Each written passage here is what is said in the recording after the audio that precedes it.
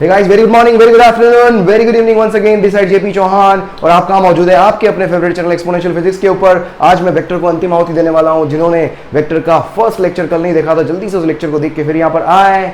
और जो लोग टेस्ट सीरीज देख रहे हैं, कंटिन्यू किए हुए हैं, कल मैं वापस टेस्ट सीरीज को रिज्यूम करने वाला हूं। कल मैं वर्क पावर एनर्जी का सॉल्यूशन लेके आने वाला हूं, राइट। तो वर्क पावर एनर्जी के सॉल्यूशन के साथ मैं हाजिर होऊंगा कल। तो स्टे ट्यून्ड। और जिन लोगों ने पेपर अटेम्प्ट नहीं किया तो जल्दी से पेपर को जाके देख लें। तो कल वापस टेस्ट सीरीज आने वाली है बहुत शानदार तरीके से। चलो वेक्टर्स को आगे बढ़ाते हैं अपन। आज बात करने वाले हैं अपन वेक्टर की, रिजोल्यूशन ऑफ अ वेक्टर। किसी भी वेक्टर को रिजोल्व करने का मतलब क्या होता है? रिजोल्यूशन का मतलब होता है splitting of a vector, reverse process of resultant. जैसे अपन ने रिजल्टेंट फाइंड आउट किया था ना, दो या दो से अधिक वेक्टर का रिजल्टेंट ग्राफिकल मेथड से, जिस भी तरीके से अपन ने फाइंड आउट किया था, उसी का रिवर्स प्रोसेस होता है क्या? Resolving a vector. Resolution of a vector ये क्या होता है? This is what reverse process. ये होता है क्या? Reverse process of finding resultant vector. कल वाला लेक्चर देखिए, मजा आएगा, तो ही मजा आएगा। फाइंडिंग रिजल्टेंट वेक्टर होता क्या है? ये होता क्या है? अब रिजल्टेंट का मतलब क्या होता है? जोड़ना। रिजल्टेंट फाइंड आउट करने का मतलब क्या होता है? जोड़ना। तो इसका काम क्या होगा? तोड़ना, स्प्लिटिंग। तो ये क्या होता है? रिजोल्यूशन का मतलब क्या होता है? स्प्लिटिंग। इसका मतलब क्या होता है? Splitting of a vector into given direction. Into नहीं बोल के अलोंग गिवन डायरेक्शन। अलोंग किसी भी डायरेक्शन के अलोंग किसी भी वेक्टर को तोड़ते हैं तो उसको अपन बोलते हैं क्या? आपने वेक्टर को रिजॉल्व कर लिया है ना। इसको समझाने के लिए देखो मैं क्या ले रहा हूं, बहुत ही खूबसूरत एग्जांपल। देख मेरे पास क्या है? ये एक्स एक्सिस है, ये वाई एक्सिस है। सपोज मैंने लिया एक ए वेक्टर, ठीक है, मैंने क्या लिया? एक ए वेक्टर। अब ए वेक्टर को अब रिजोल्व करने का, तोड़ने का तरीका क्या होता है? आपको क्या करना है? जो भी वेक्टर है, ये आपके पास क्या, सपोज ये ओ के रिस्पेक्ट में पोजीशन वेक्टर हो गया, किसका? पी पॉइंट का। अब जो भी वेक्टर आपको दिया हुआ है, उस वेक्टर को आपको क्या करना है? रिजोल्व करना है। फॉर एग्जांपल मैं रिजोल्व करना चाहता हूं कहां? एक्स डायरेक्शन और वाई डायरेक्शन के अलोंग क्या करना चाहता हूं? मैं रिजोल्व करना चाहता हूं। तो देखो मैंने क्या, तो क्या करोगे आप? उसके हेड से परपेंडिकुलर ड्रॉ करोगे, जिस डायरेक्शन के अलोंग आपको रिजोल्व करना है। तो यहां से मैंने परपेंडिकुलर ड्रॉ किया, जहां पर भी कट करेगा वहां पर एरो बनाओ, तो ये तो एक वेक्टर ये बनेगा। इस वेक्टर को स्प्लिट कर रहे हो अलग अलग वेक्टर्स के अंदर। इस तरीके से इसको मैं यहां पर इस टिप से यहां परपेंडिकुलर ड्रॉ किया मैंने, यहां पर एक और वेक्टर बना मेरा, ठीक है। तो यहां पर जो दो वेक्टर बने, इसको मैंने इसकी लेंथ को बोल दिया मैंने क्या? ax। इसकी लेंथ को मैंने क्या बोल दिया? ay। तो यहां पर अब यहां पर अगर आप देखोगे तो a वेक्टर को मैं यहां पर क्या लिख सकता हूं? जो ax और ay है, इसको अपन क्या बोलेंगे? x and y component. ये ax और ay जो है, ax एंड ay जो है, इसको क्या बोलेंगे आप? x and y component, y component of vector a। Vector a के क्या है? ये x और y कंपोनेंट है।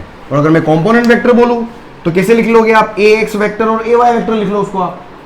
ax वेक्टर और ay वेक्टर लिख लो, ठीक है। तो ये होता है x डायरेक्शन में जो होगा वो x कंपोनेंट, y डायरेक्शन में जो होगा वो y कंपोनेंट। अब यहां पर अगर आप देखो इसके पैरेलल में अगर ये लाइन ड्रॉ करी मैंने, अगर ये पैरेललोग्राम बना है तो इसकी लेंथ भी कितनी होगी? ay।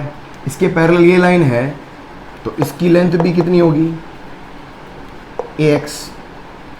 इसकी लेंथ भी कितनी होगी? ax। ये अपना a वेक्टर हो गया, वापस लिख लेता हूं मैं, ये हो गया ax। अब यहां पर अगर देखो ट्रायंगल लॉ को फॉलो करूं तो एक वेक्टर ये हो गया, इसको भी वेक्टर अगर बना दूं मैं, है ना, ये इसके पैरेलल वेक्टर ये ना मेरे पास, ये क्या हो? ये क्या है? मेरे पास ay वेक्टर है। तो ax वेक्टर और ay वेक्टर, ये तो मैग्नीट्यूड है, सिंपल मैंने मैग्नीट्यूड लिखे हैं। ax और ay क्या है? सिंपल मैग्नीट्यूड है। अगर इसके ऊपर वेक्टर लगा दूं तो वो क्या हो जाएगा? क्योंकि a वेक्टर का मैग्नीट्यूड क्या होता है? a तो होता है। तो देखो यहां से ट्रायंगल लॉ लगाऊं, ट्रायंगल लॉ से मेरे पास क्या होगा? या पैरेललोग्राम देख लो आप, पैरेललोग्राम से आपको दिख रहा है इन दोनों का रिजल्टेंट कौन है? a वेक्टर है। तो यहां से एक इक्वेशन लिख सकता हूं मैं क्या? कि a vector can be written as what? ax vector plus ay vector, दोनों का रिजल्टेंट हो गया।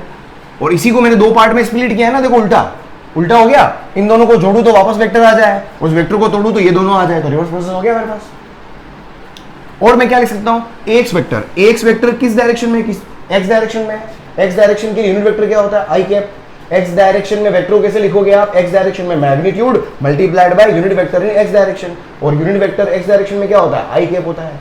तो देखो यहां से मैं एक और इक्वेशन, क्या इसको और क्या लिख सकता हूं मैं? इसको लिख सकता हूं ए एक्स तो मैग्नीट्यूड हो गया और आई कैप क्या हो गई? डायरेक्शन हो गई। ए वाई मैग्नीट्यूड हो गया और जे कैप, क्योंकि ए वाई कहाँ है? पॉजिटिव वाई डायरेक्शन के अंदर है। इसको अपन बोलते हैं यूनिट वेक्टर फॉर्म। इसको अपन क्या बोलते हैं?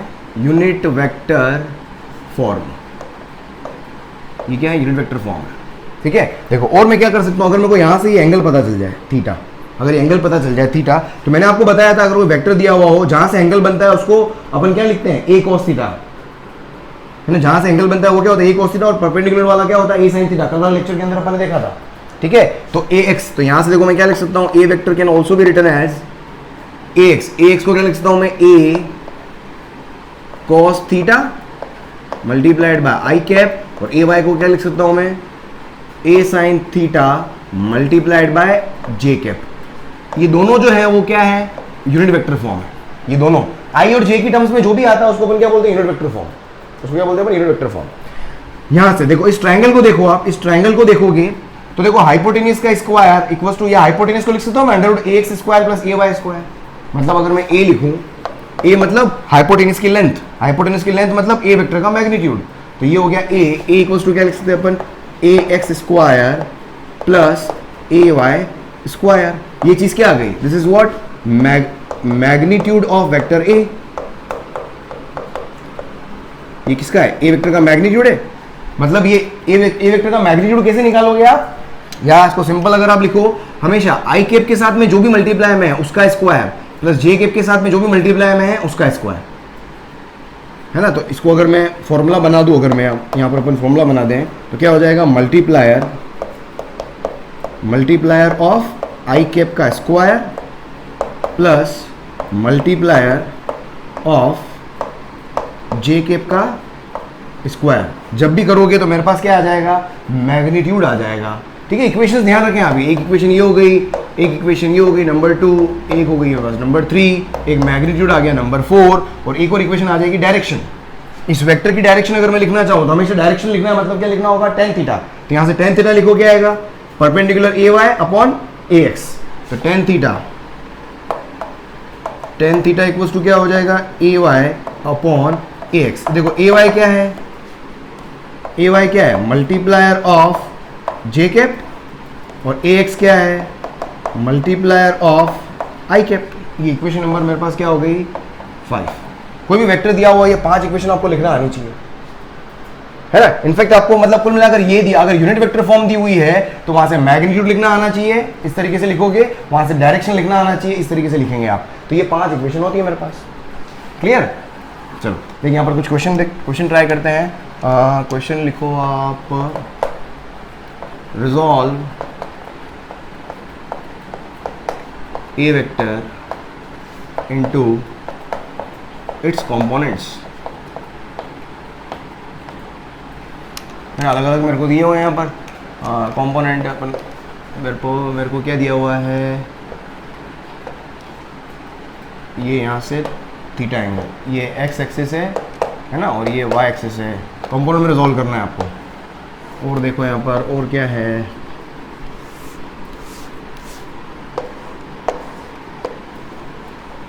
ये ए वेक्टर हो गया, ये थीटा एंगल पर है। ये ए वेक्टर हो गया, ये कितने पर है? थीटा एंगल पर है। और एक और देख लो आप, ये थीटा एंगल पर ए वेक्टर है। इनको सबको क्या करना है? पोज करके ट्राई करें आप। इनको क्या करना है? कंपोनेंट में रिजॉल्व करना है। क्या करना है आपको? कंपोनेंट में रिजॉल्व करना है। रिजॉल्व, तो कंपोनेंट रिजॉल्व करने का तरीका सिंपल यही है, वही एक्स। हाँ, यहाँ पर एक चीज और बताना भूल गया मैं। यहाँ पर इनको एक्स वाई और ए वाई, एक और चीज है यहाँ पर, क्या? जो X vector A Y vector, इनको अपन क्या बोलते हैं? Rectangular components. इनको अपन रेक्टेंगुलर कंपोनेंट्स भी बोलते हैं। Rectangular component of vector A, है ना। Rectangular components of vector A, समझ में आ गया? रेक्टेंगुलर मतलब जब भी आपके पास म्यूचुअली परपेंडिकुलर डायरेक्शन में किसी वेक्टर को रिजॉल्व करते हो तो वो हमेशा क्या होता है? रेक्टेंगुलर कंपोनेंट्स होते हैं। म्यूचुअली परपेंडिकुलर डायरेक्शन में रिजॉल्व कंपोनेंट्स। ठीक है, उसको अपन क्या बोलते हैं, रेक्टेंगुलर कंपोनेंट्स। चलो इसको देखो, कंपोनेंट रिजोल्व करना है, ये मेरा ए वेक्टर है, इसको रिजोल्व करो। एक मेरे पास ये आ गया इस डायरेक्शन में, इसको रिजोल्व करोगे, इसको क्या लिखोगे आप, ए साइन थीटा, सीधा मैं साइन थीटा कॉस थीटा के टर्म्स में लिख रहा हूँ, है ना, जहाँ से एंगल बनता है वो क्या होता है, कॉस थीटा। तो ये हो गया मेरे पास कॉस थीटा, जहाँ से एंगल बन रहा है वो कॉस थीटा। इसको रिजोल्व करो आप, है ना, इसको रिजोल्व करना है, जहाँ से एंगल बन रहा है वो तो बनेगा कॉस थीटा, और यहाँ से परपेंडिकुलर ड्रॉ किया, और उसके परपेंडिकुलर मेरे पास क्या बनेगा, साइन थीटा। जहाँ से एंगल बन रहा है ना, जहाँ से एंगल बन रहा है वो क्या बनेगा, कॉस थीटा, और उसके परपेंडिकुलर जो बनेगा वो क्या बनेगा, प्लस माइनस साइन मत लगा देना, बस सिंपल मैग्नीट्यूड लिख रहे हैं। यहाँ से देखो आप, जहाँ से एंगल बनाया अपन ने, जहाँ से एंगल बनाया वहाँ पर क्या बनेगा, कॉस थीटा, और उसके परपेंडिकुलर क्या होगा, साइन थीटा। इसमें एक चीज ध्यान रखना, साइन थीटा को इधर मत बना देना, हमेशा ए कॉस थीटा और ए साइन थीटा के बीच में ए वेक्टर होगा, है, यहाँ पर देखा आपने, ये क्या है, ए कॉस थीटा, ये क्या है, ए साइन थीटा। ए एक्स को लिखा था ना अपन ने, ए कॉस थीटा, तो ए एक्स और ए वाई के बीच में ए वेक्टर होगा हमेशा। ऐसा नहीं करोगे भाई कॉस थीटा इधर ले लिया, यहाँ ठीक है, चलो ये कॉस थीटा इधर ले लिया, साइन थीटा पता पड़ा इधर ले लिया आपने, हमेशा वेक्टर को, मेन वेक्टर को बीच में रखना है, ठीक है। जल्दी से स्क्रीनशॉट ले लो इसका। चलो नेक्स्ट देखो, यहाँ पर नेक्स्ट क्वेश्चन अपन क्या कर सकते हैं, देखो क्या दिया हुआ है आपको, दिया हुआ है कि express forces into unit vector form. F1 और F2 दो आपको फोर्सेज दिए हुए हैं, इनको यूनिट वेक्टर फॉर्म में लिखना है। यूनिट वेक्टर फॉर्म में लिखना है मतलब आई और जे की टर्म्स में लिखना है। अब आई और जे की टर्म्स में अगर आप लिखोगे, आई और जे की टर्म्स में लिखोगे अगर आप, तो देखो आपको क्या करना होगा, कंपोनेंट रिजोल्व करना होगा। तो परपेंडिकुलर ड्रॉ किया, इसका एक कंपोनेंट इधर आएगा मेरे पास, क्या आएगा, F1 कॉस थीटा 1, और दूसरा कंपोनेंट आपका यहाँ पर आएगा, वो क्या आ जाएगा, F1 साइन थीटा 1। इस तरीके से इसको भी कंपोनेंट रिजोल्व करोगे, जहाँ से एंगल बन रहा है वहाँ पर हमेशा कॉस थीटा, है ना। तो यहाँ पर देखो, यहाँ कंपोनेंट जो आएगा वो क्या आएगा, F2 cos theta 2, plus minus मत लगा देना, यहाँ पर कहीं लगाने की जरूरत नहीं है। और यहाँ पर क्या आ जाएगा, F2 साइन थीटा 2। कि सर पॉजिटिव में चला गया, नेगेटिव में चला गया, उससे कंफ्यूज नहीं होना, सिंपल कंपोनेंट लिखो। अब मुझे यूनिट वेक्टर फॉर्म में लिखना, सबसे पहले F1 वेक्टर को लिखते हैं। तो F1 वेक्टर को यूनिट वेक्टर फॉर्म में लिखने का मतलब क्या है, पहले आई कैप का मल्टीप्लायर लिखो और जे कैप का, आई कैप की टर्म्स में और जे कैप की टर्म्स में लिखना है। F वेक्टर को लिखते हैं, देखो F1 वेक्टर, इसको तो लिखना आना चाहिए आपको, है ना, ये वाला magnitude multiplied by i cap multiplied by direction, तो ये हो जाएगा F1 cos theta 1 I cap. इसको लिख दिया अपन ने, क्योंकि ये पॉजिटिव आई डायरेक्शन, पॉजिटिव एक्स डायरेक्शन है, ये पॉजिटिव वाई डायरेक्शन है, तो इसका क्या हो जाएगा, plus F1 sine theta 1 multiplied by j cap. J cap क्या, ये डायरेक्शन में होगा, इसकी मैग्नीट्यूड हो गया, डायरेक्शन होगी।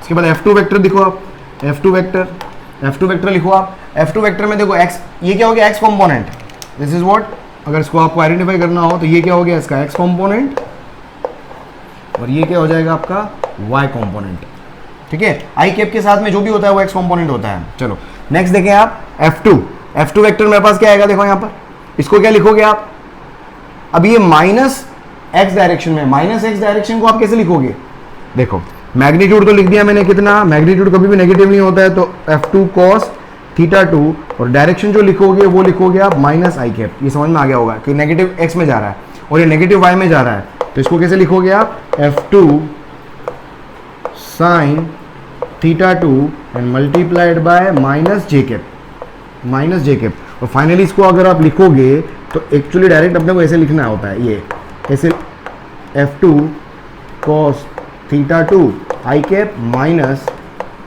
F2 sine theta 2 j cap, ये हो गया। अब यहाँ पर x कंपोनेंट लिखोगे तो x कंपोनेंट क्या आ जाएगा, माइनस का F2 cos थीटा 2।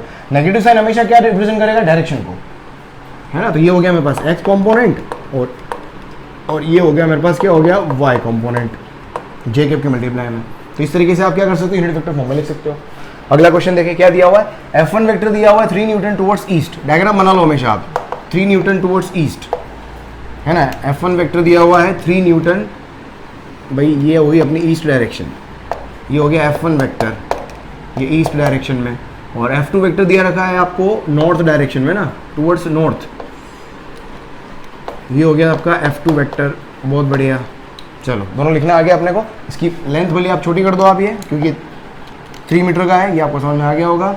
बहुत बढ़िया। अब यहाँ से आप F1 प्लस F2 वेक्टर निकालना है, सिंपल। इसको देखो F1 वेक्टर को अगर मैं वैसे लिखूं तो क्या है, F1 वेक्टर का मैग्नीट्यूड कितना है 3, और किस डायरेक्शन में, पॉजिटिव एक्स डायरेक्शन। ईस्ट को हमेशा आई कैप लेते हैं, नॉर्थ को क्या लेते हैं अपन हमेशा जे कैप लेते हैं, तो ये क्या हो जाएगा 3 आई कैप।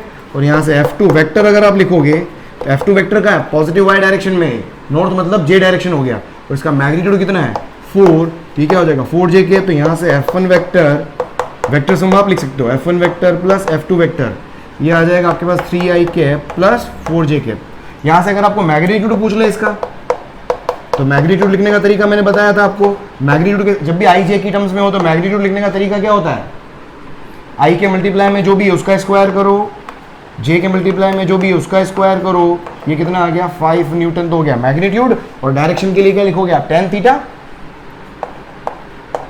टेन थीटा क्या आएगा, मैंने बताया था जे के मल्टीप्लाई में जो भी उसको लिखो डिवाइडेड बाय आई के मल्टीप्लाई में जो भी उसको लिखो। ये हो गया मेरे पास डायरेक्शन। और यहाँ से थीटा जो है वो एंगल फ्रॉम कहाँ से आएगा हमेशा, ये आपका होता है एंगल फ्रॉम F1 वेक्टर, है ना। इन दोनों का रिजल्टेंट निकाल सकते हो ऐसे, ये हो गया मेरे पास थीटा, और ये आ जाएगा मेरे पास दोनों का vector sum F1 plus vector, angle from F1 vector, ये F1 वेक्टर से एंगल आ गए। अगला क्वेश्चन देखो आप क्या दिया हुआ है कि F1 वेक्टर ड्रॉ करो, बस सिंपल ड्रॉ करें आप। F1 वेक्टर दिया हुआ है क्या, देखो सिंपल F1 वेक्टर दिया हुआ है, ये F1 ड्रॉ कर लिया अपन ने टूवर्ड्स ईस्ट, और 5√2 नॉर्थ ऑफ ईस्ट, ईस्ट से नॉर्थ की तरफ, मतलब परफेक्ट नॉर्थ ऑफ ईस्ट है, मतलब ये हो गया नॉर्थ, ये हो गया ईस्ट, नॉर्थ और ईस्ट के बीच में कितना 5√2 है, ये बिल्कुल बीच में, मतलब कितना 45 डिग्री, है ना। ये हो गया आपका F2 वेक्टर, ये समझ में आ गया आपको। अब यहाँ से मेरे को क्या करना है, अब इसने क्या पूछा है, ये F1 प्लस F2 निकालना है, तो कंपाउंड में रिजॉल्व करो। F1 तो लिखना आ गया अपने को, देखो F1 वेक्टर तो अपने को परफेक्ट लिखना आ गया, कितना ईस्ट डायरेक्शन में है, और F1 का मैग्नीट्यूड कितना है 3, और ईस्ट डायरेक्शन होती है पॉजिटिव एक्स, तो F1 तो लिख दिया। F2 को लिखने के लिए मुझे यूनिट वेक्टर फॉर्म में लिखने के लिए मुझे कंपाउंड में रिजॉल्व करना पड़ेगा। अभी लिखा ना अपन ने, जैसे F1 को लिखना सीखा था अपन ने कंपाउंड में रिजॉल्व करके, इस तरीके से यहाँ पर F2 को लिखना आना चाहिए। दो कंपाउंड में रिजॉल्व करोगे, एक कंपाउंड इधर आ गया और इधर से यहाँ पर एक कंपोनेंट मेरा इधर आ जाएगा, है ना। कलर चेंज कर लेते हैं पहले समझने के लिए, ये आ जाएगा, ये हो गया। तो ये हो जाएगा आपका कितना F2, ये हो जाएगा F2 cos 45, और ये हो जाएगा F2 sin, जहाँ से एंगल बन रहा है, ठीक है। तो यहाँ से देखो F2 वेक्टर लिखो आप यहाँ पर, तो F2 वेक्टर आ जाएगा आपके पास F2 cos 45, F2 cos 45 और पॉजिटिव x डायरेक्शन में, plus F2 sin 45 positive y direction में j कैप। तो यहाँ से देखो F2 वेक्टर आ गया आपके पास कितना, हमेशा ध्यान रखें cos 45 कितना है, F2 दे रखा है आपको पास 5√2, है ना, 5√2, और cos 45 होता है √2 आई कैप प्लस 5√2 sin 45 भी होता है 1/√2 j कैप, √2 कैंसिल, तो ये आ गया F2 वेक्टर आ गया आपके पास यहाँ पर। तो यहाँ से फाइनली आपका F2 वेक्टर आप लिख पा रहे हो कितना 5i cap plus 5j cap. ये क्वेश्चन मैंने जानबूझ के करवाया, हमेशा ये डायरेक्ट चीज़ याद रखना आप, जब भी आपके पास 5√2 हो 45 डिग्री के ऊपर, तो देखो 5 दो कंपोनेंट आ गए, जब 10√2 होगा तो 10 दो कंपोनेंट आ जाएंगे, जब 1000√2 होगा 1000 दो कंपोनेंट आ जाएंगे। इस तरीके से डायरेक्ट लिखना सीखें आप 45 डिग्री के ऊपर, क्योंकि √2 कैंसिल हो जाता है, ये आपको डायरेक्ट लिखना आना चाहिए, ठीक है। अगर मैं बोलता कि 5 45 डिग्री पे, तो क्या होता 5/√2 दो कंपोनेंट हो जाते हैं, ये डायरेक्ट लिखना आना चाहिए बस। अब यहाँ से F1 वेक्टर और F2 वेक्टर देखो कितना हो गया, तो F1 वेक्टर और F2 वेक्टर दोनों का सम कर दो आप। F1 वेक्टर तो है आपका 3i कैप और F2 वेक्टर है 5i cap plus 5j cap, तो फाइनली कितना आ गया आपके पास 5 और आई वाले जुड़ जाएंगे, 5 4 3 8i cap plus 5j cap Newton, ये हो गया, ठीक है। मैग्नीट्यूड निकाल सकते हो, मैग्नीट्यूड √8 का स्क्वायर प्लस √5 का स्क्वायर, ठीक है। और डायरेक्शन क्या हो जाएगा, tan theta equals to 5/8, tan theta equals to 5/8, y j का मल्टीप्लायर अपॉन x का मल्टीप्लायर। चलो उसके बाद ये क्या बोला, also find third force such that body remains in equilibrium. ये दोनों फोर्स है वो कहाँ लग रहे हैं, किसी बॉडी के ऊपर लग रहे हैं, आपको थर्ड फोर्स निकालना है सच दैट बॉडी इन इक्विलिब्रियम। देखो इक्विलिब्रियम के लिए, फॉर इक्विलिब्रियम के लिए हमेशा क्या होना चाहिए, जितने भी फोर्सेस होते हैं उनका वेक्टर सम जो होता है वो क्या होता है, क्या होना चाहिए 0 होगा, तभी बॉडी क्या होगी, इक्विलिब्रियम में होगी। मुझे वो थर्ड फोर्स निकालना है, तो देखो यहाँ से थर्ड फोर्स क्या आ जाएगा, तो F3 वेक्टर इक्वल्स टू क्या हो जाएगा, माइनस का F1 vector plus F2 vector, तो यहाँ से फाइनली F3 वेक्टर कितना आ गया, इसका नेगेटिव, मतलब minus 8i cap minus 5j cap Newton is the answer. ठीक है, स्क्रीनशॉट ले लो इसका। चलो नेक्स्ट देखो, नेक्स्ट आपके पास क्या है, unit vector form of position vector. कोई पोजीशन वेक्टर दिया हुआ है तो उसकी यूनिट वेक्टर फॉर्म कैसे लिखते हैं। सपोज पोजीशन वेक्टर जो होता है हमेशा किसी न किसी पोजीशन का होता है। सपोज मेरे पास एक पोजीशन है, उसके कोऑर्डिनेट है मेरे पास x, y, उसका यूनिट वेक्टर अगर आप लिखोगे उसको मैं किससे लिखूंगा, r वेक्टर से। r वेक्टर से यहाँ से परपेंडिकुलर ड्रॉ करोगे, इसकी लेंथ कितनी हो जाएगी x, और यहाँ से परपेंडिकुलर ड्रॉ करोगे, इसकी लेंथ कितनी हो जाएगी y। तो यहाँ से इक्वेशन लिखना अपने को आती है, क्या क्या लिख सकते हो आप, तो r वेक्टर, तो r वेक्टर को क्या लिखूंगा मैं, है ना, इस डायरेक्शन में जो वेक्टर है वो क्या है, xi कैप, और इस डायरेक्शन में जो वेक्टर है वो क्या है, yj कैप। ऐसे लिखा था अपन ने, है ना, xi cap plus axi cap plus ayj cap, वो 5 इक्वेशन जो लिखवाई थी मैंने, बिल्कुल याद कर लेना आप। ये वेक्टर हो गया, इस वेक्टर का मैग्नीट्यूड लिखना आना चाहिए आपको। कैसे लिखोगे आप, अंडर रूट i के मल्टीप्लाई में जो है उसका स्क्वायर प्लस j के मल्टीप्लाई में जो है उसका स्क्वायर। ये r जो है एक्चुअल में क्या है, इस वेक्टर की लेंथ ही तो है, और इसकी लेंथ कैसे लिखोगे, ये कोऑर्डिनेट मेरे पास कितने 0 0, यार ऐसे निकाल लो, दोनों का डिफरेंस देख लो कितना, अंडर रूट x माइनस 0 का whole square plus y minus 0 का होल स्क्वायर, देखो वही आ गया। मतलब देख सकते जैसे भी देखना हो आपको। इसके अलावा और क्या है मेरे पास, डायरेक्शन लिख सकते हैं आप tan थीटा, यहाँ से direction tan theta. tan theta के लिए मैंने क्या बोला था, y के मल्टीप्लाई में j के मल्टीप्लाई में जो भी होता है वो डिवाइडेड बाय i के मल्टीप्लाई में जो होता है वो, तो y अपॉन x, ये हो गया tan थीटा। यहाँ से एक और एक्स्ट्रा चीज लिख सकते हैं अपन, r कैप। r कैप क्या बताएगा, इस डायरेक्शन को इस डायरेक्शन में यूनिट वेक्टर, ये क्या है, unit vector along r vector, r vector की डायरेक्शन में यूनिट वेक्टर है। ठीक है, r कैप कैसे लिखोगे अपन, वेक्टर अपॉन इट्स मैग्नीट्यूड। तो देखो यहाँ से r कैप अगर आप लिखना चाहो क्या आ जाएगा, वेक्टर तो हो गया मेरे पास कितना, xi cap plus yj cap and whole divided by magnitude. Magnitude अपन ने लिखा अभी अपन, under root x square plus y square. ये मेरे पास क्या आ गया, यूनिट वेक्टर हो गया, यूनिट वेक्टर फॉर्म हो गया। इस तरीके से डिस्प्लेसमेंट वेक्टर का भी लिख सकते हो आप, है ना। नेक्स्ट अपन यहाँ पर क्या लिख सकते हो, यूनिट वेक्टर फॉर्म, है ना, unit vector form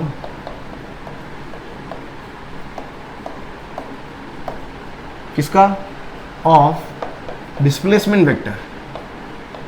displacement vector पहले इसलिए लिख के रख देता हूँ मैं यार, ताकि आपको इतना ये हेडिंग का टाइम वेस्ट नहीं हो, पर क्या करें, छोड़ो। कुछ लोगों को इसमें प्रॉब्लम होती है, सर पहले से लिख के रख देते हैं, पढ़ के सुना देते हैं बस।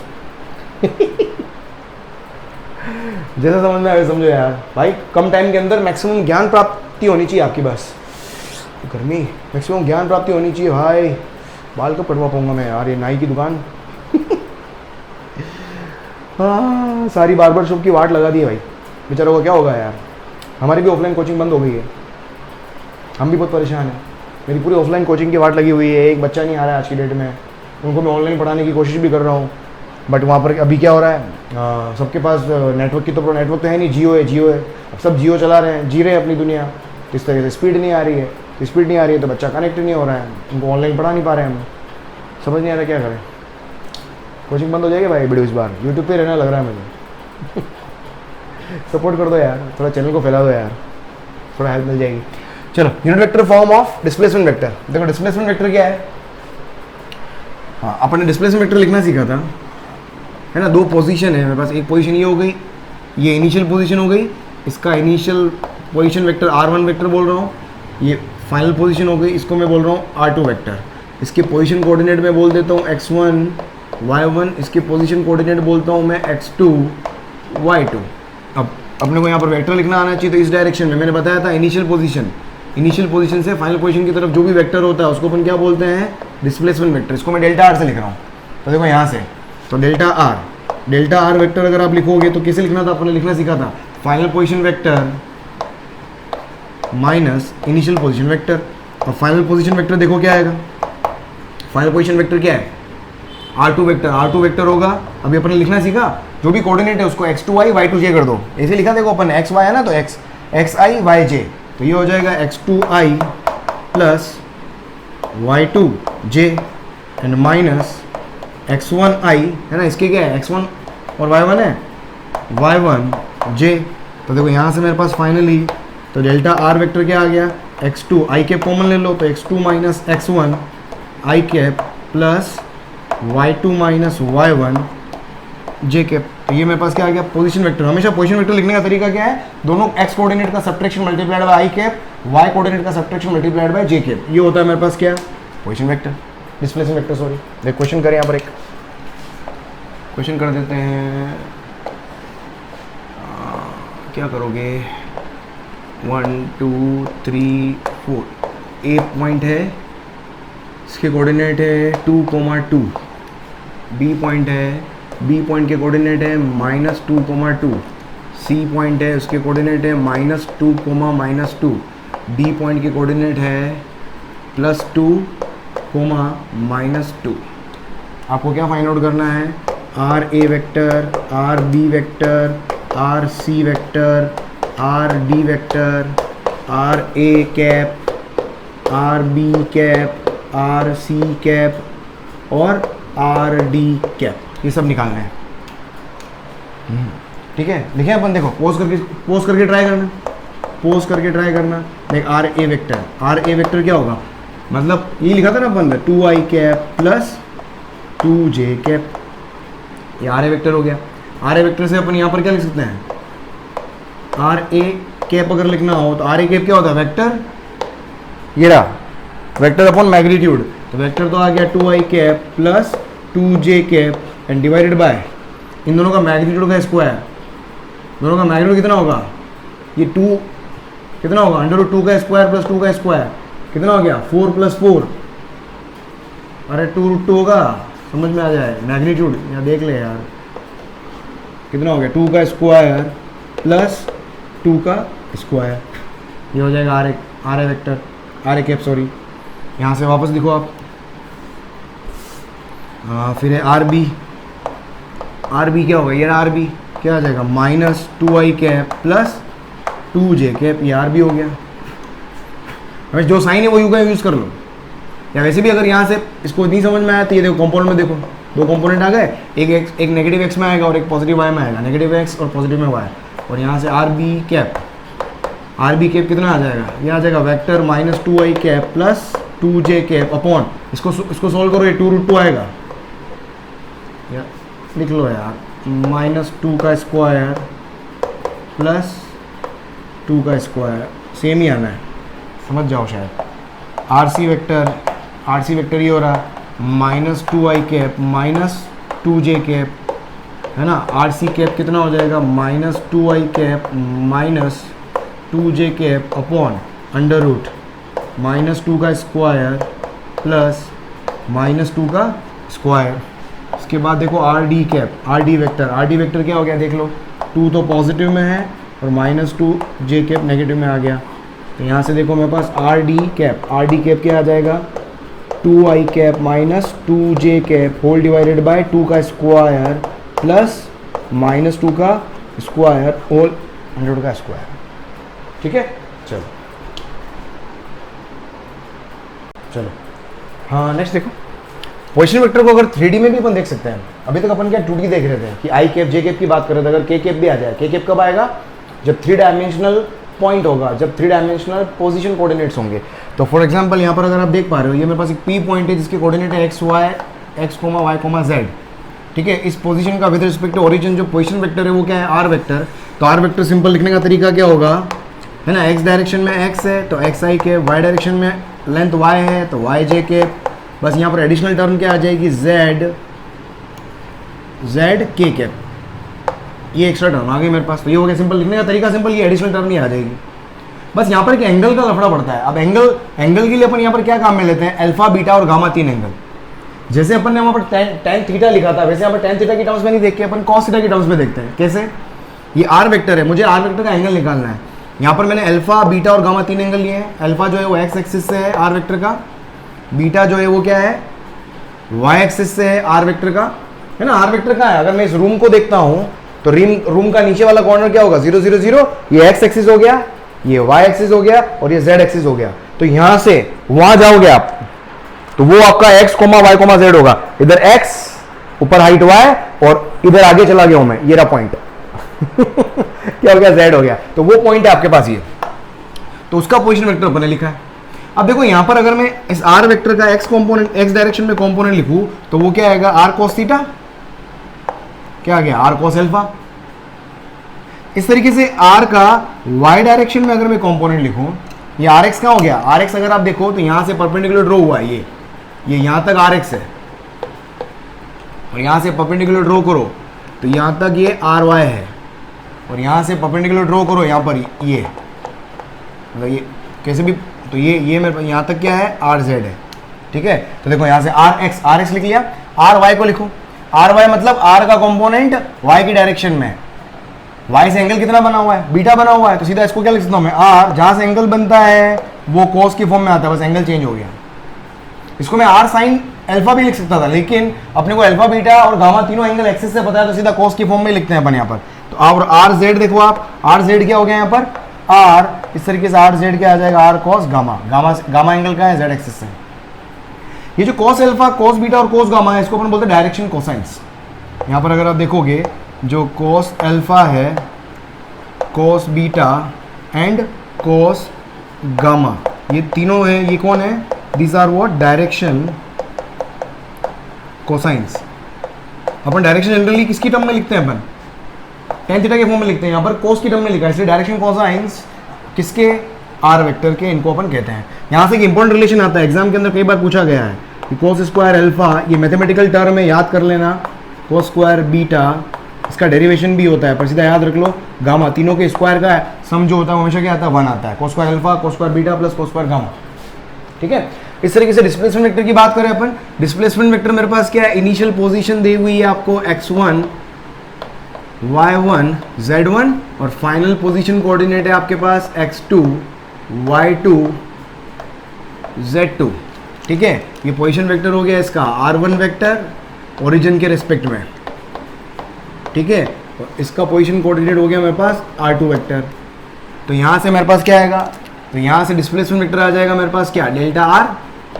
तो डेल्टा आर कैसे लिखोगे आप यहाँ पर, तो डेल्टा आर लिखने का तरीका भी क्या हो गया, बस x2 माइनस x1 आई कैप, जैसे वहाँ पर लिखा था अपन ने, y2 minus y1 j cap, और फाइनली बस यहाँ पर क्या आ जाएगा, z2 माइनस z1 के कैप, ये आ गया पोजीशन, ये डिस्प्लेसमेंट वेक्टर आ गया मेरे पास, ठीक है। चलो क्वेश्चन देखो क्या दिया हुआ है कि कोऑर्डिनेट्स ऑफ अ पॉइंट, मतलब जो भी मैं क्वेश्चन कर रहा हूँ अधिकतर कोचिंग इंस्टीट्यूट के मॉड्यूल में आपको देखे हुए लगेंगे, है ना। तो बिल्कुल आपको जो मटेरियल में यहाँ पर प्रोवाइड करने की कोशिश कर, पूरे चैनल के ऊपर जो भी मटेरियल है कहीं ना कहीं कोटा लेवल को टच कर रहा है। आप देखना है यहाँ पर कोई भी एक चैप्टर आप उठाना, किसी भी एक चैप्टर को उठाना और आपके कोचिंग के नोट्स से कंपेयर करना, ऑलमोस्ट 95% तक वो टच कर जाएगा। हाँ, थोड़ा सा न्यूमेरिकल हो सकता है मैंने कम किए हों, but still I have covered each and every concept equaling to Kota, है ना। तो कोशिश करना आपको सब, तो जो लोग लॉन्ग टर्म में प्लानिंग कर रहे हैं कि भाई ईयर लॉन्ग मुझे कोर्स करना है, तो वो भी देखें आप, तो यहाँ पर मैंने फुल लेंथ कवर किया हुआ है, सब समझ में आएगा आपको। चलो, कोऑर्डिनेट्स ऑफ अ पॉइंट, एक कोऑर्डिनेट्स दिए हुए एक पॉइंट के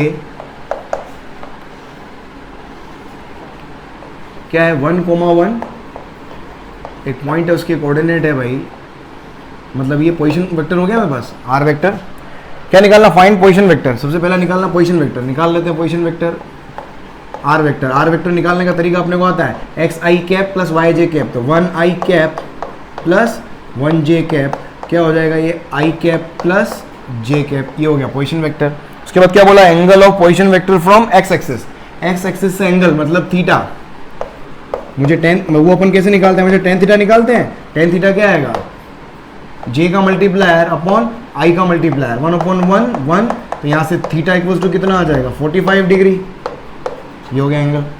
चलो नेक्स्ट देखो क्या पूछा है कि when position vector rotates about X axis, ये पोजीशन वेक्टर है, इसको मतलब ये x हो गया, ये y हो गया, ये पोजीशन वेक्टर, थोड़ा पास में आ जाओ, ये x हो गया, ये y हो गया, और ये पोजीशन वेक्टर हो गया। इस पोजीशन वेक्टर को क्या करा आपने कि व्हेन पोजीशन वेक्टर पढ़ो, position vector rotates about X axis with respect to origin, ये ओरिजिन फिक्स है और इसको मैं एक्स एक्सिस के अबाउट रोटेट कर रहा हूँ, ये ऐसे रोटेट करना, ये इसको और अगर दिखाऊं, अगर ये एक्स एक्सिस है, अगर आपके सामने अगर एक्स एक्सिस है तो क्या करोगे, इसको ऐसे रोटेट कर लो, ये आपकी तरफ एक्स एक्सिस आ रहा है तो ये, और ये पीछे मेरे हाथ में जो है वो पॉइंट क्या हो गया, ओरिजिन हो गया, ये ऐसे। तो सोच के देखो यहाँ पर कौन बन रहा है, आपकी तरफ से देखोगे तो सर्कल दिखाई देगा और मेरी तरफ चोंच है उसकी कोन की, क्योंकि ये वाला पॉइंट क्या है वहाँ फिक्स है, तो ये मेरे पास क्या बन गया, ये वाला पॉइंट फिक्स है, फिक्स हो जाओ, फिक्स। तो यहां से अगर आप देखोगे तो इसको मैं घुमाऊंगा, इसको अगर अपन घुमाएं तो यहां से ये कौन बनेगा, ये ऐसा कुछ, ये कौन बनेगा, ठीक है। इसने क्या पूछा है, तो then find the volume of that cone, इस कौन का वॉल्यूम निकालना है। कौन का वॉल्यूम कैसे निकालते हो, वॉल्यूम ऑफ द कौन होता है 1/3 पाई रेडियस का स्क्वायर मल्टीप्लाइड बाय एच। अब एच जो होता है वो तो होता है हाइट, तो ये तो हो गया मेरे पास एच, और रेडियस हो गया मेरे पास, दिस इज रेडियस आर।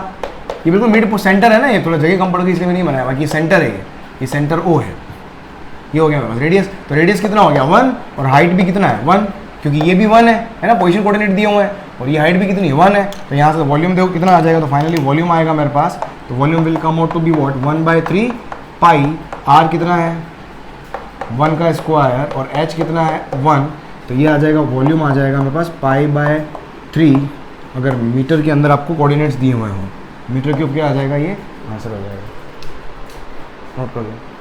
चलो नेक्स्ट देखें आगे। नेक्स्ट देखो क्वेश्चन, देखो क्या दिया हुआ है कि दो कोऑर्डिनेट दिए हुए हैं आपको ए और B, a bird is flying from A to B, A से बी की तरफ बर्ड फ्लाई कर रहा है with 50 metre per second, find velocity vector. 50 metre per second से अगर फ्लाई कर रहा है तो वेलोसिटी वेक्टर निकालना है। देखो वेलोसिटी, पहली बात तो बर्ड कहाँ से कहाँ फ्लाई कर रहा है, बर्ड फ्लाई कर रहा है ए से बी तक, तो ए से बी की डायरेक्शन में मुझे क्या लिखना है, वेलोसिटी वेक्टर की जो डायरेक्शन होगी वो क्या होगी, इधर ही होगी। तो वी वेक्टर इक्वल्स टू क्या लिख सकता हूँ, एक तो magnitude multiplied by V cap. तो वी, यहाँ पर वी तो क्या दिया हुआ है, मैग्नीट्यूड 50 से उड़ रहा है, और वी कैप जो होगा, वी कैप जो होगा वो क्या होगा, वी कैप क्या होगा, ए से बी की डायरेक्शन को ही तो वी कैप बोलूंगा मैं, जिस डायरेक्शन में वेलोसिटी होती है वही तो वी कैप होगा। तो देखो यहाँ से वी कैप, तो वी कैप इक्वल्स टू कैसे लिखोगे आप, अब इस डायरेक्शन को कैसे निकाल सकता हूँ मैं, सोच के देखो, ये डायरेक्शन क्या ए बी कैप के बराबर ही होगी,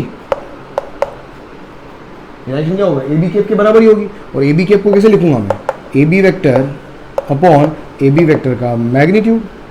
ए बी वेक्टर क्या होगा, देखो यहाँ से क्या आ गया फाइनली, तो वी कैप क्या आ गया। अब ए बी वेक्टर मतलब ए से बी की तरफ डिस्प्लेसमेंट वेक्टर, ए से बी की तरफ डिस्प्लेसमेंट वेक्टर मतलब इसमें से इसको माइनस कर दोगे तो ये आएगा -2 multiplied by I cap plus -2 multiplied by J cap and divided bye क्या हो जाएगा अंडर रूट, है ना, ये कितना -4 का स्क्वायर और ये कितना है -4 का स्क्वायर। तो देखो फाइनली मेरे पास कितना आ गया, तो यहाँ से वी कैप, तो वी कैप कितना हो गया, बस वी कैप देख लो यहाँ पर, वी कैप कितना हो गया -4i cap -4j cap whole divided by, ये कितना हो गया 4 का स्क्वायर प्लस 4 का स्क्वायर 4√2, समझ में आ रहा है, 4 के स्क्वायर हो गया ना, तो 4 तो बाहर आ गया, √2 अंदर ही गया, 4 से 4 कैंसिल, तो ये हो जाएगा -i - j and whole divided by √2। और फाइनली यहाँ से मेरे पास क्या आ गया, वेलोसिटी वेक्टर लिखना है मुझे, तो ये वेलोसिटी वेक्टर यहाँ से ये, तो वेलोसिटी वेक्टर इक्वल्स टू कितना आ गया, मैग्नीट्यूड तो हो गया 50 और डायरेक्शन हो गई मेरे पास -i - j upon √2 metre per second. ये मेरे पास क्या आ गया, वेलोसिटी वेक्टर यहाँ से अपन ने लिख लिया। आई थिंक आपको समझ में आ गया होगा, अरे क्लियर। नेक्स्ट देखो यहाँ पर, नेक्स्ट आपके पास क्या है, वेक्टर प्रोडक्ट। अगर नेक्स्ट यहाँ पर देखोगे आप, नेक्स्ट आपके पास क्या है, वेक्टर प्रोडक्ट। वेक्टर प्रोडक्ट को देखो क्या है, अभी अपन ने क्या एडिशन देख लिया, सब्ट्रैक्शन देख लिया, नाउ प्रोडक्ट। प्रोडक्ट मेरे पास क्या, product of vector with scalar. Product दो तरीके से कर सकते हो, एक तो वेक्टर को स्केलर से मल्टीप्लाई करो या वेक्टर को वेक्टर से मल्टीप्लाई करो, दो तरीके से मल्टीप्लाई होता है। तो जब मैं तो इसमें पहला केस क्या है, product of vector with scalar. ये मेरे पास एक वेक्टर दिया हुआ है, इसको मैं स्केलर से मल्टीप्लाई करता हूँ, तो रिजल्ट किस तरीके से वेरी होंगे वो मुझे देखना है।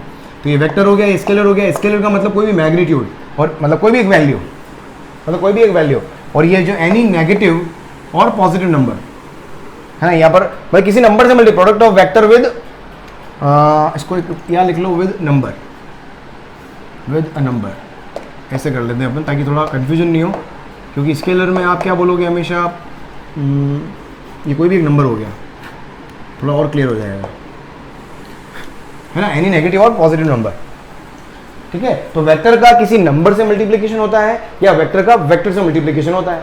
तो नंबर से मल्टीप्लाई करोगे, नंबर में नेगेटिव भी हो सकता है, पॉजिटिव भी हो सकता है। तो ये लेमड़ा जो है अगर मैं पॉजिटिव लेता हूँ, अगर ग्रेटर देन 0 है, देखो क्या होगा, वेक्टर को अगर किसी पॉजिटिव नंबर से मल्टीप्लाई करते हो, वेक्टर को किसी पॉजिटिव नंबर से मल्टीप्लाई करते हो तो उसका direction remains as it is, और जो मैग्नीट्यूड हो जाएगा वो उस नंबर के मल्टीप्लाई के बराबर हो जाएगा, उतना टाइम्स हो जाएगा। मतलब डायरेक्शन तो वही रहेगा और मैग्नीट्यूड जो होगा becomes lambda times, becomes lambda times. For example ये ए वेक्टर है और इसको किससे मल्टीप्लाई कर रहा हूँ, 2 से मल्टीप्लाई कर रहा हूँ, तो क्या होगा, पॉजिटिव नंबर है तो डायरेक्शन तो वो की वही रहेगी, लेकिन मैग्नीट्यूड जो होगा वो क्या हो जाएगा, इतना टाइम्स हो जाएगा।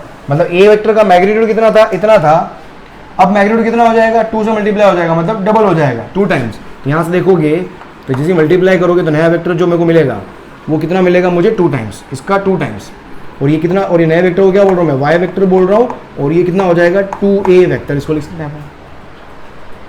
बात समझ में आ गया होगा, है ना, 2 टाइम्स हो गया।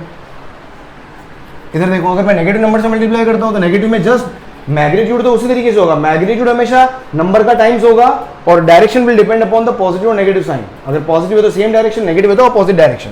तो लेमडा लेस देन 0 है तो मेरे पास क्या हो जाएगा, डायरेक्शन रिवर्स करना है, तो इसी को वेक्टर को क्या कर दो आप, direction reverse, but magnitude becomes 2 times. Negative sign से डायरेक्शन रिवर्स हो गई, लेकिन मैग्नीट्यूड जो होगा वो क्या हो जाएगा, 2 टाइम्स हो जाएगा। तो नया वेक्टर अगर आप लिखोगे वो क्या आ जाएगा, -2a वेक्टर। नेगेटिव साइन क्या बता रहा है कि y वेक्टर और a वेक्टर दोनों अपोजिट डायरेक्शन में, a वेक्टर इधर है तो y वेक्टर इधर है, और -2 और 2 टाइम्स a वेक्टर है, इसका मतलब twice the magnitude of vector a। चलो आगे बढ़ते हैं, जल्दी से लिख लो। हाँ देखो, नेक्स्ट आपके पास क्या है, product of a vector with another vector. अभी तो अपन ने क्या देखा, वेक्टर का प्रोडक्ट अपन ने किससे देखा, नंबर से। अब अपन देखेंगे 2 वेक्टर का बीच का प्रोडक्ट। ये 2 तरीके से हो सकता है ना। तो ये वापस 2 टाइप का होता है, एक को बोलते हैं अपन डॉट प्रोडक्ट या स्केलर प्रोडक्ट, और दूसरा होता है क्रॉस प्रोडक्ट या वेक्टर प्रोडक्ट। तो पहला जो टाइप पढ़ रहे हैं अपन, क्या पढ़ रहे हैं, डॉट प्रोडक्ट। इसको डॉट प्रोडक्ट इसलिए बोलते हैं या स्केलर प्रोडक्ट इसलिए बोलते हैं, इसका जो रिजल्ट होता है, रिजल्ट यहाँ पर रिजल्ट जो निकल के आएगा वो हमेशा क्या होगा, एक स्केलर क्वांटिटी आएगी। डॉट प्रोडक्ट का जो रिजल्ट होता है वो हमेशा क्या मिलता है, मुझे एक स्केलर क्वांटिटी मिलती है। होता है क्या डॉट प्रोडक्ट, अगर मैं डॉट प्रोडक्ट लिखना चाहूँ तो मेरे पास क्या है, सपोज ये ए वेक्टर है और ये मेरे पास क्या है, बी वेक्टर है, दोनों के बीच का एंगल पता है मुझे थीटा, है ना। टेल से टेल जोड़ोगे, छोटा is the angle between 2 vectors, तो 2 वेक्टर हो गए मेरे पास। अब यहाँ पर मुझे लिखना हो कि डॉट प्रोडक्ट ऑफ, क्या लिखना है, dot product of vector A and vector B.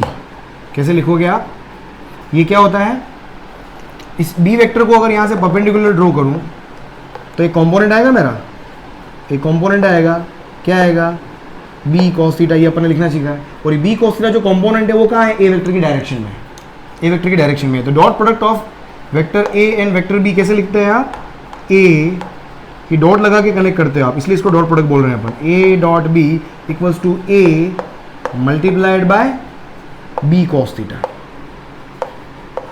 Multiplied by B cos theta. Simple क्या हो गया ये, A B cos theta, A multiplied by B cos theta. ये तो ए बी कॉस थीटा क्या होता है, तो ए बी कॉस थीटा जो होता है वो क्या होता है, इसको अपन क्या बोलते हैं, डॉट प्रोडक्ट। मतलब एक वेक्टर की डायरेक्शन में अगर दूसरे वेक्टर का कंपोनेंट लेके उन दोनों का प्रोडक्ट ले लूँ, दोनों के मैग्नीट्यूड का प्रोडक्ट ले लूँ, तो वो मुझे क्या देगा, हमेशा डॉट प्रोडक्ट देगा। मुझे क्या देगा, हमेशा डॉट प्रोडक्ट। या सिंपली देखो यहाँ से मैं और क्या लिख सकता हूँ, देखें यहाँ पर कि ए dot B equals to magnitude of vector A को किससे मल्टीप्लाई कर दिया अपन ने, कंपोनेंट ऑफ, किसका कंपोनेंट है, बी वेक्टर, किसकी डायरेक्शन में, along A vector, A vector की डायरेक्शन में। इसी को अपन क्या बोलते हैं, ज्योमेट्रिकल इंटरप्रिटेशन। ये जो चीज़ लिखी है अपन ने, इसको अपन क्या बोलते हैं, geometrical interpretation. This is what, geometrical, geometrical. अभी कुछ क्वेश्चन करेंगे, समझ में आएगा अपने को, है ना। ज्योमेट्रिकल इंटरप्रिटेशन, अरे यार बहुत भयानक स्पेलिंग है, interpretation, interpretation of A dot B. ठीक है, समझ में आ गया अपने को ये। चलो इसके बाद अपना नेक्स्ट क्या है, प्रॉपर्टीज। डॉट प्रोडक्ट की प्रॉपर्टीज देखें अपन, अगर प्रॉपर्टीज ऑफ डॉट प्रोडक्ट, बहुत सारी प्रॉपर्टीज होती है, पॉइंट्स देख लें आप। Properties of dot product, one by one सारी प्रॉपर्टीज। क्रॉस प्रोडक्ट की सीधी में पहले लिख दूंगा यार, टाइम वेस्ट होगा अननेसरी। पहली प्रॉपर्टी क्या है कि जो ए डॉट बी जो होता है उल्टा सीधा एक समान, A dot B equals to होता है बी डॉट ए। है ना, कम्यूटेटिव प्रॉपर्टी शायद बोलते हैं इसको, आप पढ़ा होगा आपने। उल्टा सीधा ए डॉट बी क्या होगा, A B cos theta, B dot A क्या होगा, बी ए कॉस थीटा। तो दोनों क्या कर सकते हो, तो ए बी कॉस थीटा लिखो या बी ए कॉस थीटा लिखो, एक ही बात है ना, एक ही रिजल्ट आएगा। दूसरी प्रॉपर्टी मेरे पास क्या है कि ए, आप ब्रैकेट जब भी खोलोगे, शायद एसोसिएटिव प्रॉपर्टी बोलते हैं, पता नहीं इन प्रॉपर्टीज के नाम होते हैं, देख लेना आप। ब्रैकेट खोलोगे तो डॉट प्रोडक्ट के साथ खोलोगे हमेशा, A dot B plus A dot C, ठीक है, डॉट है, डॉट के साथ में, तो ए को बी के साथ डॉट से खोला, ए को सी के साथ डॉट से खोला। तीसरी प्रॉपर्टी क्या है कि अगर मैं बोलूँ कि वेक्टर ए और वेक्टर बी मेरे पास क्या है, परपेंडिकुलर है, थीटा इक्वल्स टू कितना है, 90 डिग्री। देखो थीटा अगर 90 डिग्री है तो cos 90 क्या हो गया, 0, तो ए डॉट बी की वैल्यू क्या हो जाएगी, तो ए डॉट बी जो होगा, अगर दो वेक्टर परपेंडिकुलर है, ये बहुत इंपॉर्टेंट प्रॉपर्टी है, कई बार एग्जाम के अंदर क्वेश्चन आता है, इंपॉर्टेंट प्रॉपर्टी, दो वेक्टर परपेंडिकुलर है, ए डॉट बी 0 कर दो। मैं बोलता हूँ अगर ए वेक्टर पैरेलल है बी वेक्टर के, तो थीटा इक्वल्स टू कितना हो जाएगा, 0 डिग्री, थीटा 0 हो गया तो cos 0 की वैल्यू 1, तो A dot B simple product की तरह काम में लोगे, तो ए डॉट बी जो होगा वो क्या करो, ए और ये मैग्नीट्यूड है, अगर ए और बी लेटर लिख रहा हूँ मतलब क्या, मैग्नीट्यूड है, मैग्नीट्यूड cos थीटा है। उसके बाद देखो नेक्स्ट प्रॉपर्टी देखो कि अगर एंटी पैरेलल है A and B vector, unlike क्या आ रहा है, theta equals to unlike vectors, ठीक है। तो इस केस में क्या, cos 180 की वैल्यू क्या होती है, -1, तो A dot B equals to क्या हो जाएगा, तो यहाँ से देखो, तो A dot B equals to क्या हो जाएगा, माइनस ऑफ ए बी। देखो इस तरीके से ए डॉट ए को क्या लिख सकते हो, सोचो, ए डॉट ए का मतलब क्या होगा, सेम वेक्टर मतलब लाइक वेक्टर मतलब एंगल जीरो होता है, इसका मतलब क्या होगा, A dot B equals to A B, तो A dot A equals to क्या हो जाएगा, ए इंटू ए मतलब ए स्क्वायर। बहुत इंपॉर्टेंट, ध्यान रखना इसको आप। देखो अब यहीं से मैं कर सकता हूँ, देखो आई डॉट आई अगर मैं लिखूँ, आई डॉट आई क्या होगा, ये ए क्या लिखा मैंने, इसका मैग्नीट्यूड है ना, इस वेक्टर का मैग्नीट्यूड का स्क्वायर, तो आई डॉट आई का मतलब आई कैप के मैग्नीट्यूड का स्क्वायर, और आई कैप का मैग्नीट्यूड कितना होता है, यूनिट वेक्टर ना, यूनिट वेक्टर का मैग्नीट्यूड कितना होता है, 1, तो ये क्या हो गया, 1 का स्क्वायर। तो इस तरीके से यहाँ से देखो तीनों लिख सकते हैं अपन, I dot I, J dot J, या फिर लिखो आप के डॉट के, ये तीनों की वैल्यू मेरे पास हमेशा क्या होगी, 1 के बराबर होगी। अरे क्लियर। एक नेक्स्ट यहाँ पर देख, अगर मैं आई डॉट जे लिखना चाहूँ, आई डॉट जे कितना होगा, आई डॉट जे का मतलब क्या हो गया, आई डॉट जे परपेंडिकुलर है, एंगल कितना होगा, 90 डिग्री। जब एंगल 90 डिग्री होता है तो डॉट प्रोडक्ट हमेशा क्या होगा, 0 होगा। तो भले आई डॉट जे लिखो, जे डॉट के लिखो, या के डॉट आई लिखो, ये सब आपस में परपेंडिकुलर है, इसकी वैल्यू हमेशा क्या आएगी, 0 आएगी। समझ में आ रहा है। देखो इसके बाद नेक्स्ट देखो मेरे पास क्या आएगा, नेक्स्ट प्रॉपर्टी अगर आप यहाँ देखोगे, और अपन यहाँ पर क्या मालूम कर सकते हैं, एंगल निकाल सकते हैं आप यहाँ पर, एंगल दो वेक्टर के बीच का एंगल बिटवीन टू वेक्टर्स, देखो दो वेक्टर के बीच का एंगल कैसे लिख सकते हो, cos थीटा से। cos थीटा क्या लिखूंगा मैं, यहाँ से देखो, तो cos थीटा का फॉर्मूला अगर मुझे लिखना हो, cos थीटा क्या हो जाएगा, a डॉट बी, ये हमेशा ध्यान रखना, a dot B upon A B, ये बहुत इंपॉर्टेंट है। a डॉट बी मतलब डॉट प्रोडक्ट, और ए बी मतलब a का मैग्नीट्यूड मल्टीप्लाइड बाय b का मैग्नीट्यूड। ये सिंपल मैग्नीट्यूड तो मल्टीप्लाई होता है ना, 2 multiplied by 3, just like that, ये हो गया। उसके बाद देखो मेरे पास क्या है कि अगर मेरे को a वेक्टर दिया हुआ है, a1 i cap, a2 j cap, a3 k cap, और b वेक्टर दिया हुआ है b1 i cap, b2 j cap, b3 k cap. तो यहाँ से a डॉट b का फॉर्मूला डायरेक्टली याद रखना आप, ये a डॉट b का जो फॉर्मूला होता है, i वाले मल्टीप्लाई कर दो, a1 b1, जे वाले मल्टीप्लाई कर दो, a2 b2, अभी क्वेश्चन करेंगे समझ में आएगा, और के वाले मल्टीप्लाई कर दो, a3 b3। वैसे भी देख सकते हो, i डॉट आई 1 होता है, i डॉट जे क्या होता है, 0 होता है, तो a1 b2 कभी भी नहीं आएगा, या a2 b1 कभी भी नहीं आएगा। समझ में आ रहा है, तो सब आई वाले आ रहे हैं, क्योंकि i डॉट आई 1 होता है। ये हो गया। नेक्स्ट देखो यहाँ पर अगर मैं लिखूँ कॉम्पोनेंट, देखो component of one vector in the direction of another vector, मुझे क्या लिखना हो, ये कि एक कंपोनेंट, जैसे मेरे को लिखना हो component of component of b vector along a vector, component of b vector along a vector, ये क्या होगा हमेशा किसके बराबर होगा? अभी लिखा ना अपन ने, ये क्या है देखो, component of b vector along a vector, component of b vector ये क्या हो? b cos theta. इसको और कैसे लिख सकता हूँ मैं? b cos थीटा क्या है? a dot b upon a b, तो जिसका कंपोनेंट निकाल रहे हैं अपन वो तो कभी दिखेगा ही नहीं अपने को, तो ये देखो क्या हो गया, a vector dot b vector upon a, ये आ गया मेरे पास। तो इस तरीके से आप डायरेक्ट इसको क्या निकाल सकते हो? Component of b vector along a vector निकाल सकते हो, है। जल्दी से लिख लो इसको, आप जल्दी से लिख लो। हे भगवान, क्वेश्चन करते हैं अपन फिर, है ना। नेक्स्ट देखो यहाँ पर, देखो नेक्स्ट मेरे पास क्या है क्वेश्चन, देखो क्या है, आपको दो वेक्टर दिए हुए हैं, p vector q vector, if p perpendicular to q find a, ये दोनों वेक्टर परपेंडिकुलर है। देखो p परपेंडिकुलर टू q, इसका मतलब क्या होगा? दोनों का डॉट प्रोडक्ट मेरे पास क्या होगा? 0। अभी अपन ने देखा दो वेक्टर अगर परपेंडिकुलर है तो उनके डॉट प्रोडक्ट को 0 कर सकते हो। तो इन दोनों का डॉट प्रोडक्ट कैसे लिखा था अपन ने? दो वेक्टर i j k के टर्म्स में दिए हुए, वो प्रॉपर्टी लिखवाई थी मैंने। तो i वालों को मल्टीप्लाई कर लो, j वालों को, k वालों को। तो i वालों को मल्टीप्लाई करोगे तो ये तो हो गया 1, तो 1 इंटू 2 है ना, 1 multiplied by 2 plus a multiplied by 2 plus -1 multiplied by -2, sign ध्यान रखना यहाँ पर, और इसकी वैल्यू मेरे पास क्या आएगी? 0। बस यहाँ से देख लो कितना हो गया मेरे पास, ये 2 और ये 2 4, तो 4 प्लस 2a इक्वल्स टू 0, तो a की वैल्यू कितनी आ गई मेरे पास? -4/2, कितनी हो जाएगी? -2 आंसर। a की वैल्यू कितनी होगी? -2। ओ क्लियर है? ठीक है, प्रॉपर्टी याद रखिए, बस सिंपल क्वेश्चन होते हैं वेक्टर के, प्रॉपर्टी वैरायटी ऑफ क्वेश्चन बनते हैं, प्रैक्टिस से हो जाएगा, बस प्रॉपर्टीज जो लिखवाई उससे बाहर कुछ नहीं जाना है। चल नेक्स्ट देख, फाइंड एंगल बिटवीन, इन दोनों के बीच का एंगल निकालना है। एक सिंपल सा सॉल्यूशन है, cos थीटा का फॉर्मूला क्या होता है? cos थीटा का फॉर्मूला भी अपन ने लिखा था, a dot b, dot product वाला फॉर्मूला ही लिखा है अपन ने, a dot b upon a b।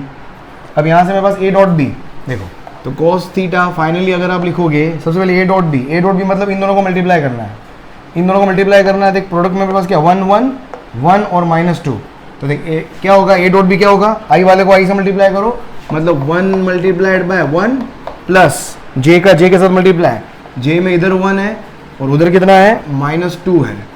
ये हो गया मेरे पास a dot b upon a का मैग्नीट्यूड, a का मैग्नीट्यूड मतलब under root i plus j का मैग्नीट्यूड, 1 का स्क्वायर और उसके बाद 1 और -2 क्या हो जाएगा? अंडर रूट 1 का स्क्वायर और -2 का स्क्वायर। ये तो यहाँ से देखो मेरे पास cos थीटा फाइनली कितना आ गया? -2, ये हो गया -1 और ये हो जाएगा √2 मल्टीप्लाइड बाय 2 2 जा 4 और ये 5, तो ये आ जाएगा मेरे पास theta equals to cos inverse, देख लेना यार, कुछ कैलकुलेशन मिस्टेक हो तो संभाल लेना भाई लोगों 1 अपॉन -1 अपॉन √10, ये मेरे पास क्या आ गया? एंगल आ गया, और ये किसमें आ जाएगा? रेडियन में आ जाएगा इनको। ठीक है, चलो नेक्स्ट देखो, velocity of a particle is this. ठीक है, find vector component of velocity, इसका कंपोनेंट निकालना है, वो भी वेक्टर में निकालना है, वेक्टर कंपोनेंट निकालना है इसका। देख क्या है क्वेश्चन, देखो वेलोसिटी वेक्टर दिया हुआ है, क्या दिया हुआ है? 3i plus 2j plus 3k। आपको निकालना find vector component of velocity along line this, मतलब जिसका कंपोनेंट निकालना होता है उसी का cos थीटा लेते हैं अपन। मतलब मुझे क्या निकालना है? ये तो v cos थीटा निकालना है। ये v cos थीटा क्या होगा? सिर्फ ये मैग्नीट्यूड होगा, ये मतलब कंपोनेंट होगा, ये कंपोनेंट होगा v cos थीटा। और अलोंग द लाइन अपन ने लिखा था ना कि b का कंपोनेंट अलोंग a, मतलब ये एक तरीके से आपका क्या हो गया? इसको अगर वैसे लिखूं अगर मैं, तो ये हो गया b वेक्टर, और किसकी डायरेक्शन में? अलोंग लाइन ये, तो a वेक्टर यहां से क्या दिया हुआ है? इसको समझ में, अगर समझ में आ रहा हो आपको, जिसका भी कंपोनेंट निकालना होता है उसको b ले लो, है ना। तो ये क्या हो गया? एक तरीके से b cos थीटा, ये है ना b cos थीटा, और a वेक्टर दिया हुआ जिसकी डायरेक्शन में निकालना होता है वो a वेक्टर होता है, तो i vector minus j plus k vector. ये समझ में आ गया होगा कि b का component in the direction of a vector. तो यहां से मेरे पास क्या आ गया? b का कंपोनेंट,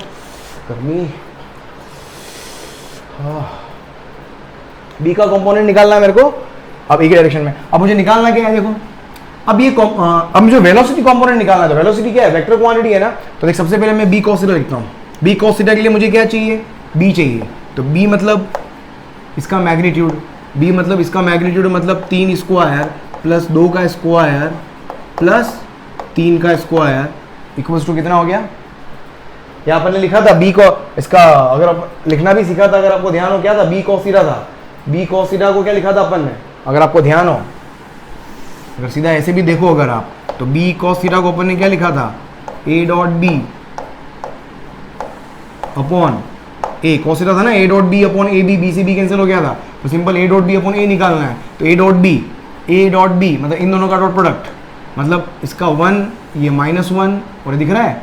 तो ए डॉट बी मतलब 1 मल्टीप्लाइड बाय 3, आई वाला मल्टीप्लाई, जे वाला मल्टीप्लाई, इसका -1 उसका 2, के वाला मल्टीप्लाई, इसका 1 के मल्टीप्लाई में उसका क्या है 3 एंड होल डिवाइडेड बाय, ये तो ए डॉट बी हो गया। और ए का मैग्नीट्यूड, ए का मैग्नीट्यूड मतलब बोले तो 1 का स्क्वायर माइनस 1 का स्क्वायर और 1 का स्क्वायर। तो देख फाइनली मेरे पास बी कॉस थीटा कितना आ गया। तो b cos theta b cos theta की वैल्यू कितनी आ गई, ये हो गया 3 - 2 + 3 डिवाइडेड बाय कितना है, 1 + 1 + 1 √3। तो ये आ जाएगा आपके पास 3 3 6 - 2 4, ये आ गया 4/√3। ये मेरे पास सिर्फ बी कॉस थीटा की वैल्यू है। अब इसने बोला है कि वेलोसिटी कंपोनेंट निकालना है ना, फाइंड वेक्टर कंपोनेंट, आपको निकालना वेक्टर कंपोनेंट निकालना है। तो ये तो मेरे पास क्या है, कंपोनेंट आया, मुझे वेक्टर कंपोनेंट निकालना है। वेक्टर कंपोनेंट का मतलब क्या हो गया, है ना, component multiplied by direction, component multiplied by direction. अब देखो कंपोनेंट तो कितना हो गया, बी कॉस थीटा, और डायरेक्शन, डायरेक्शन क्या है, किस डायरेक्शन में निकाल रहे, कंपोनेंट किस डायरेक्शन में है, ए वेक्टर की डायरेक्शन में, और ए वेक्टर की डायरेक्शन क्या होगी, ए कैप। तो देखो फाइनली क्या आ गया यहाँ से, तो b cos theta multiplied by, और ए कैप क्या होगा, ए वेक्टर अपॉन ए, क्या होगा ये, ए वेक्टर अपॉन ए। बस सिंपल कर लो इसको। बी कॉस थीटा की वैल्यू तो अपने पास कितनी आई थी, 4/√3, और यहाँ से मल्टीप्लाई में ए वेक्टर देखो कितना है, i - j प्लस के, और इसका मैग्नीट्यूड कितना होगा, √3 अभी निकाला था अपन ने। तो ये फाइनल आंसर आपका आ जाएगा 4/3, √3 × √3 3, और i - j प्लस के। ये बहुत इंपॉर्टेंट क्वेश्चन है, एग्जाम में कई बार इस तरह का क्वेश्चन पूछा गया, ध्यान रखेंगे आप। वेलोसिटी कंपोनेंट देखो, ऑप्शन को देख के डिसीजन लेना आप, इस क्वेश्चन में कंफ्यूजन होता है। अगर ऑप्शन में मैग्नीट्यूड आ रहा है मतलब बी कॉस थीटा पूछा है, ऑप्शन में अगर आई जे के आ रहा है इसका मतलब वेक्टर फॉर्म में आपको कंपोनेंट पूछा है। ये दो तरीके से आपका डिस्टिंग्विश आप कर सकते हो, समझ में आ रहा है आपको। तो इस तरीके से आपको ऑप्शन को देख के डिसीजन लेना पड़ेगा, ठीक है। लिख लो जल्दी इसको। नेक्स्ट देखो क्रॉस प्रोडक्ट। हाँ, जैसे मेरे पास क्रॉस प्रोडक्ट या फिर वेक्टर प्रोडक्ट इसको बोलते हैं अपन। जैसे डॉट प्रोडक्ट का रिजल्ट स्केलर क्वांटिटी था, इसका रिजल्ट जो मिलता है मुझे, इसका रिजल्ट मुझे क्या मिलेगा हमेशा, वेक्टर क्वांटिटी, इसलिए इसको अपन वेक्टर प्रोडक्ट इसीलिए बोलते हैं। इसका रिजल्ट हमेशा मुझे क्या मिलेगा, एक वेक्टर क्वांटिटी मिलेगा। होता क्या है, सपोज ये मेरे पास ए वेक्टर हो गया, इधर मेरे पास क्या हो गया, ये बी वेक्टर हो गया, दोनों के बीच का एंगल मेरे पास क्या है, थीटा, है ना। यहाँ से परपेंडिकुलर ड्रॉ करोगे आप, तो परपेंडिकुलर जो होगा वो क्या होगा, बी साइन थीटा। यहाँ पर परपेंडिकुलर लेते हैं अपन, बी साइन थीटा। तो क्रॉस प्रोडक्ट को मेरे को लिखना होता है cross product of vector A and vector b को लिखने का तरीका क्या होगा, यहाँ पर लिखोगे, इसको लिखोगे आप कैसे, A cross B equals to magnitude. अब देखो ए क्रॉस बी का रिजल्ट क्या आएगा, मेरे पास वेक्टर ही तो आएगा, और वेक्टर को कैसे लिखोगे आप, इसका रिजल्ट वेक्टर आएगा, मतलब इस पूरे का मैग्नीट्यूड, इसका मैग्नीट्यूड मतलब बार लगा दो, ये हो गया इसका magnitude, and multiplied by unit vector. किसे मल्टीप्लाई करोगे, unit vector perpendicular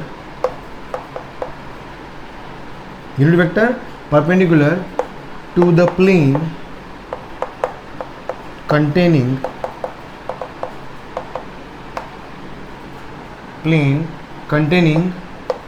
vector A and vector b. Vector a और वेक्टर बी जिस प्लेन के अंदर रखे हुए हैं उसके परपेंडिकुलर जो यूनिट वेक्टर आएगा उससे मल्टीप्लाई करोगे तो मेरे पास क्या निकल के आने वाला है, तो क्या निकल के आएगा, यूनिट वेक्टर निकल के आएगा। और उसको लिखते कैसे हैं, तो a क्रॉस b फाइनली लिखोगे तो ये होता है किसके बराबर, इस मैग्नीट्यूड को लिखते हैं अपन a मल्टीप्लाइड बाय परपेंडिकुलर। जैसे वहां पर क्या था, a की डायरेक्शन में था, यहाँ पर परपेंडिकुलर था, ab साइन थीटा, और इस यूनिट वेक्टर को लिखते हैं अपन n कैप से। यूनिट वेक्टर क्या है, ये रहा unit vector perpendicular to plane containing a cross a vector b vector. a b vector जिस डायरेक्शन में है, जिस प्लेन में रखे हुए हैं, उस प्लेन के परपेंडिकुलर होता है यूनिट वेक्टर। ठीक है, अब यहां से डायरेक्शन, अब फाइनली अब डायरेक्शन निकालना है मुझे, डायरेक्शन ऑफ क्रॉस प्रोडक्ट। यहां पर रूल होता है मेरे पास क्या, डायरेक्शन ऑफ क्रॉस प्रोडक्ट।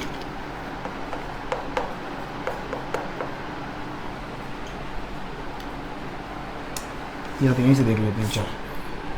हाँ देख, डायरेक्शन ऑफ क्रॉस प्रोडक्ट अगर देखें अपन, direction of cross product, direction rule of cross product, rule of cross product. एक ही रूल, दो रूल होते हैं हालांकि, पर एक रूल ध्यान रख लेना बहुत, उससे काम हो जाएगा आपका। Direction rule of cross product क्या होता है कि सपोज मेरे पास ये दो वेक्टर है, ये वेक्टर a है और ये वेक्टर b है। ये कुछ इस तरीके से है ना, वेक्टर a और वेक्टर b ऐसे रखे हुए हैं। ये दिखा, ये वेक्टर ये रहा, एक ब्लू वाला आपकी तरफ जो है वो a वेक्टर है, और मेरी तरफ जो ग्रीन वाला है वो क्या है, b वेक्टर है। ठीक है, अब a क्रॉस b के लिए अपन रूल क्या यूज करते हैं, राइट हैंड थंब रूल। दो रूल हैं, राइट हैंडेड स्क्रू रूल और एक राइट हैंड थंब रूल। ठीक है, ये देख लो ऐसे, ये इस प्लेन के अंदर सबसे पहले आपको काम क्या करना है, you have to identify the plane. ये बहुत रूल, ये रूल कभी ढंग से लगाने आता ही नहीं, किसी को भी बहुत दिक्कत आती है। तो ये देखो, ये जिस प्लेन के अंदर है वो प्लेन में, इस प्लेन के अंदर वेक्टर रखे हुए हैं वो आइडेंटिफाई करो, ये a है, ये b है। फिर राइट हैंड की जो मुट्ठी है उस मुट्ठी को उस प्लेन पे रखना है, या तो ऐसे रख सकते हो या ऐसे रख सकते हो, दो ही तरीके हैं, प्लेन उसको मुट्ठी को ऐसे रख सकते हो या ऐसे रख सकते हो, बस ये दो ही तरीके हैं। रख दिया, अब मुझे डायरेक्शन निकालना है a क्रॉस b का, तो क्या करोगे, a से b की तरफ क्या करोगे, मुट्ठी को बंद करना है। हाथ खोल दो, अभी आप मुट्ठी रख ली मैंने, a से b की तरफ घुमाओ, घूम रही है a से b, घुमाने का मतलब मुट्ठी बंद करना है, कर्ल बोलते हैं इसको, कर्ल। तो अंगूठा जो होगा वो डायरेक्शन देगा मेरे को किसकी, क्रॉस प्रोडक्ट की। a से b की तरफ घुमाया, a क्रॉस b। अगर मुझे b से a घुमाना है, ऐसे मत घुमा लेना, ऐसे मत घुमा लेना, हाथ घुमाओ, मुट्ठी बंद करनी, ये b और ये a की तरफ आ गया, तो डाउनवर्ड डायरेक्शन किसका डायरेक्शन हो गया, b क्रॉस a का डायरेक्शन हो गया। ठीक है, तो देखो यहाँ से मेरे पास क्या हो गया, तो यहाँ से रूल अगर मैं लिख रहा हूँ तो देखो a क्रॉस b का डायरेक्शन क्या आएगा, हमेशा ऊपर की तरफ आएगा। तो ऊपर की तरफ क्या आएगा, हमेशा a क्रॉस b आएगा, और नीचे की तरफ मेरे पास डायरेक्शन जो आएगा वो किसका आएगा, b क्रॉस a का डायरेक्शन आएगा। तो a क्रॉस b का डायरेक्शन क्या है, एक तरीके से एन कैप हो गया, और ये क्या हो गया, माइनस का एन कैप हो गया। एन कैप क्या बताया था मैंने, a क्रॉस b का डायरेक्शन किधर है, एन कैप के डायरेक्शन में, तो ऊपर क्या हो गया, एन कैप हो गया। तो इस तरीके से डायरेक्शन निकाल रहे हो। ठीक है, ये a क्रॉस b हो गया। अब right hand thumb rule, rule का नाम क्या है, right hand thumb rule, right hand thumb rule है ना। सबसे इसमें ध्यान रखना, आइडेंटिफाई द प्लेन। सबसे पहले प्लेन आपको आइडेंटिफाई करना है, identify the plane containing vector a and vector b। पहले प्लेन आइडेंटिफाई करना है। मुट्ठी कैसे लिखते हैं यार, मुट्ठी को प्लेन पर रखो,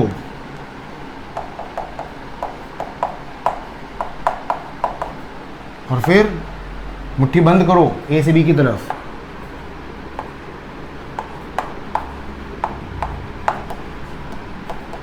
बंद करो a वेक्टर से b वेक्टर, या b से a भी कर सकते हो। अंगूठा जो थंब जो होगा, thumb gives direction of a cross b। ये समझ में आ गया होगा, फीलिंग आगे होगी। मुट्ठी बंद करना मतलब कर्ल, इसको बोलते हैं, इस प्रोसेस को बोलते हैं अपन कर्लिंग। अब किताबों में ऐसे ही डराते हैं, किताबों में कैसे डराते हैं, if you want to find out the direction of a cross b then curl your fingers from vector a to vector b, then the thumb will give the direction of cross product। पता नहीं, simple सा rule ध्यान रखना है, ये होता है right hand thumb rule. समझ में आ गया। इसके अलावा एक और होता है तुम्हारा राइट हैंडेड स्क्रू रूल। दूसरा रूल होता है राइट हैंडेड, इसको याद मतलब याद नाम याद रख लो खाली यार, कभी काम नहीं आया। Right handed plus screw rule.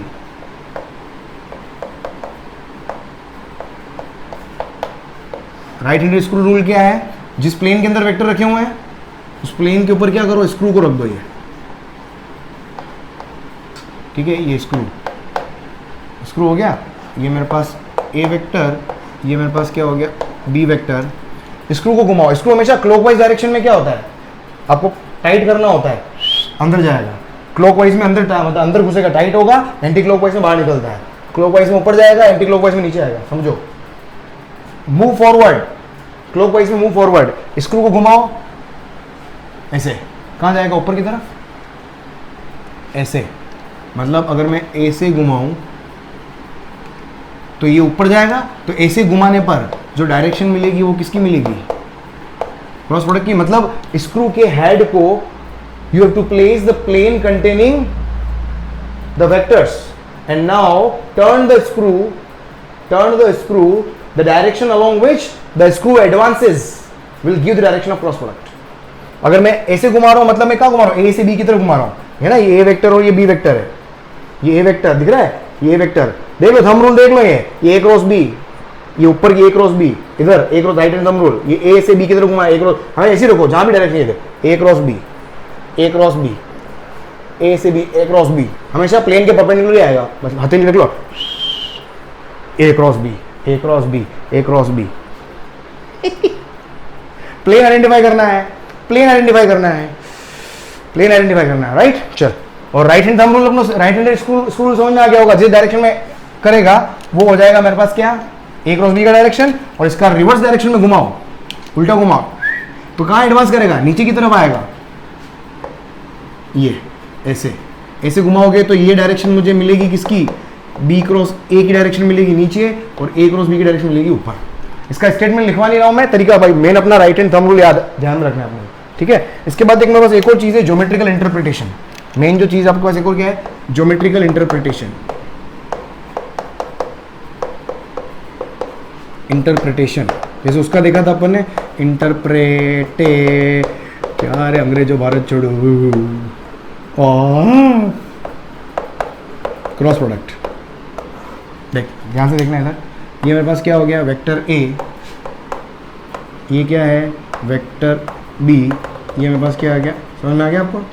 Parallel ले लो ले लो ले लो ले लो ले लो राम, और ये परपेंडिकुलर क्या, ये मेरे पास क्या है थीटा, ये क्या हो जाएगा बी साइन थीटा। तो देखो यहाँ से ए क्रॉस बी का मैग्नीट्यूड निकालो,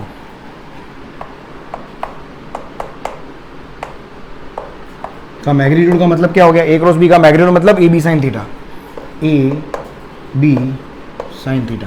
देखो मैंने ए मतलब इसका लेंथ और बी साइन थीटा मतलब हाइट। ये एक तरीके से बोल सकता हूँ पैरेललोग्राम का एरिया है, सोच के देखो ध्यान से। पैरेललोग्राम का एरिया हो गया ना, ये A multiplied by B sine theta.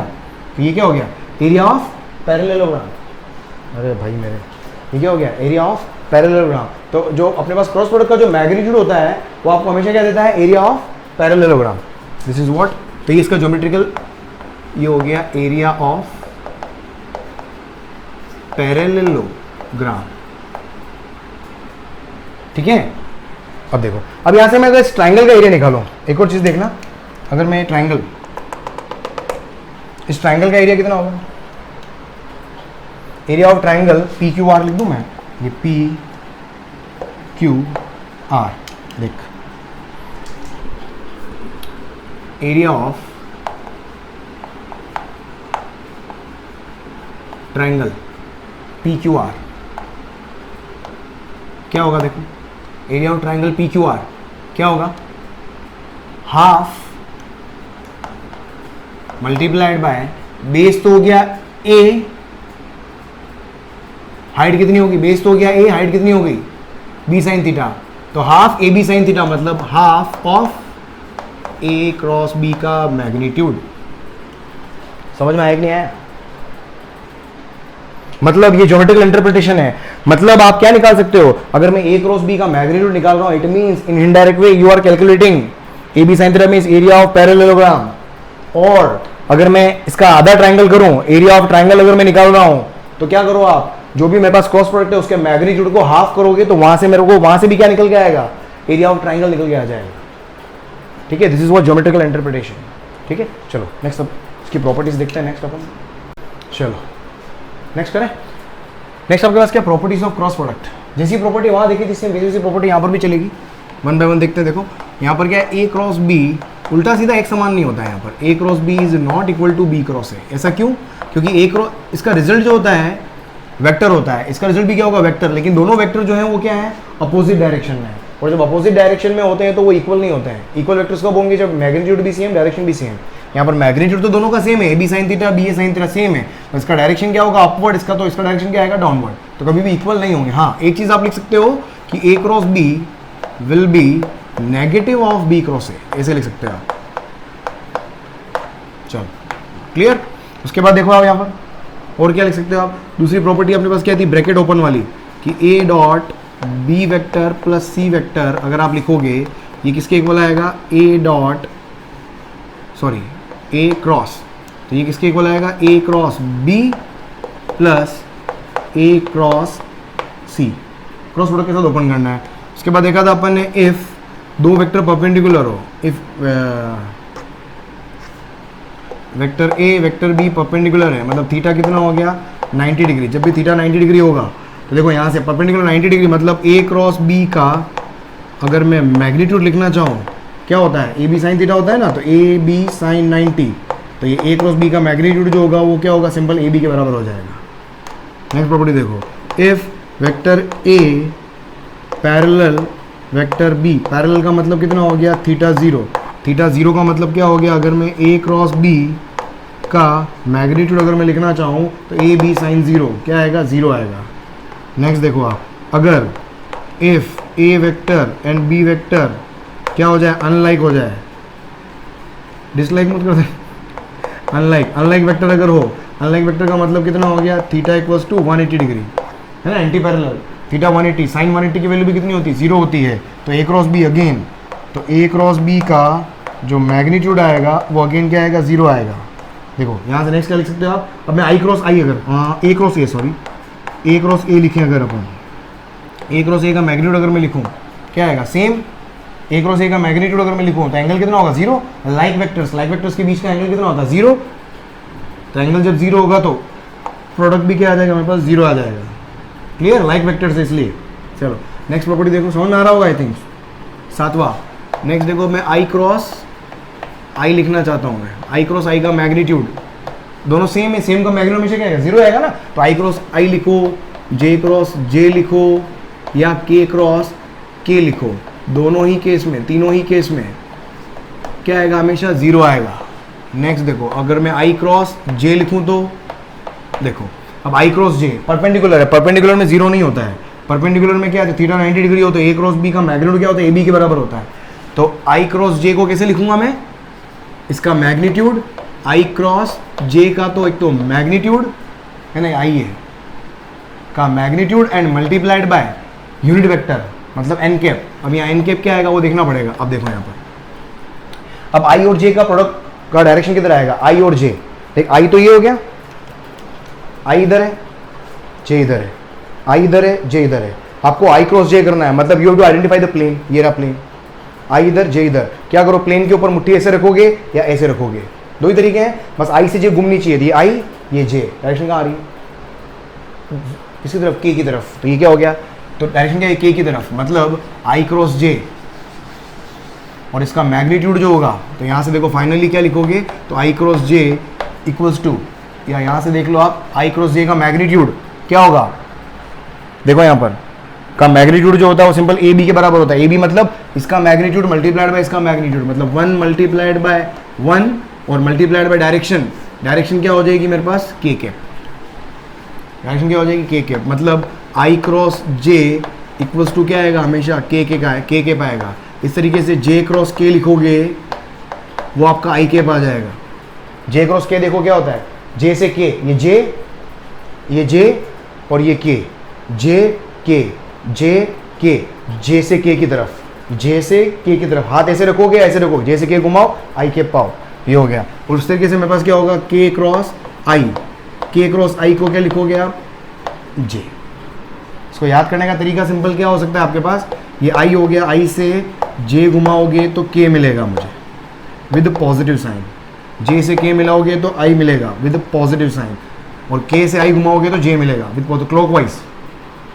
इस तरीके से देखो, अगर मैं जे क्रॉस आई कर दूं तो उल्टा, तो जे क्रॉस आई मेरे पास क्या देगा मुझे, माइनस का के कैप, और के क्रॉस जे करूंगा तो ये क्या आएगा, माइनस का आई कैप, और इस तरीके से आई क्रॉस के करूंगा, करके देख सकते हो, ट्राई करना आप। नहीं समझ में आया तो कमेंट सेक्शन के अंदर पूछना आप, ठीक है, या टेलीग्राम ग्रुप के अंदर पूछना, मैं समझा दूंगा, है ना। थंब रूल लगाना बता दिया मैंने, बस थंब रूल अप्लाई करना है, रिजल्ट आएगा। और याद करने का तरीका क्या है, कहाँ से कहाँ, जे से आई घुमाना है, ये आई हो गया, ये मेरे पास क्या हो गया जे, जे से आई घुमाओगे तो क्या मिलेगा, के मिलेगा, लेकिन के कब मिलेगा, नेगेटिव साइन के साथ में। आई से के घुमाओगे तो जे मिलेगा नेगेटिव साइन के साथ में, के से जे घुमाओगे तो आई मिलेगा नेगेटिव साइन के साथ में, ठीक है। ये होगी प्रॉपर्टी नंबर 8। नेक्स्ट देखो प्रॉपर्टी नंबर 9, आई क्रॉस जे क्रॉस सब हो गया। उसके बाद आपके पास नेक्स्ट क्या है, एंगल। एंगल निकालने हैं, एंगल बिटवीन टू वेक्टर्स,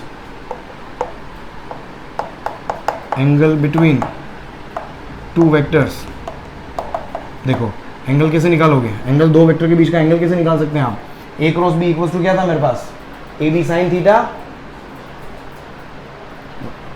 मतलब देख ए क्रॉस बी का मैग्नीट्यूड किसके बराबर था, ए बी साइन थीटा के बराबर था ना।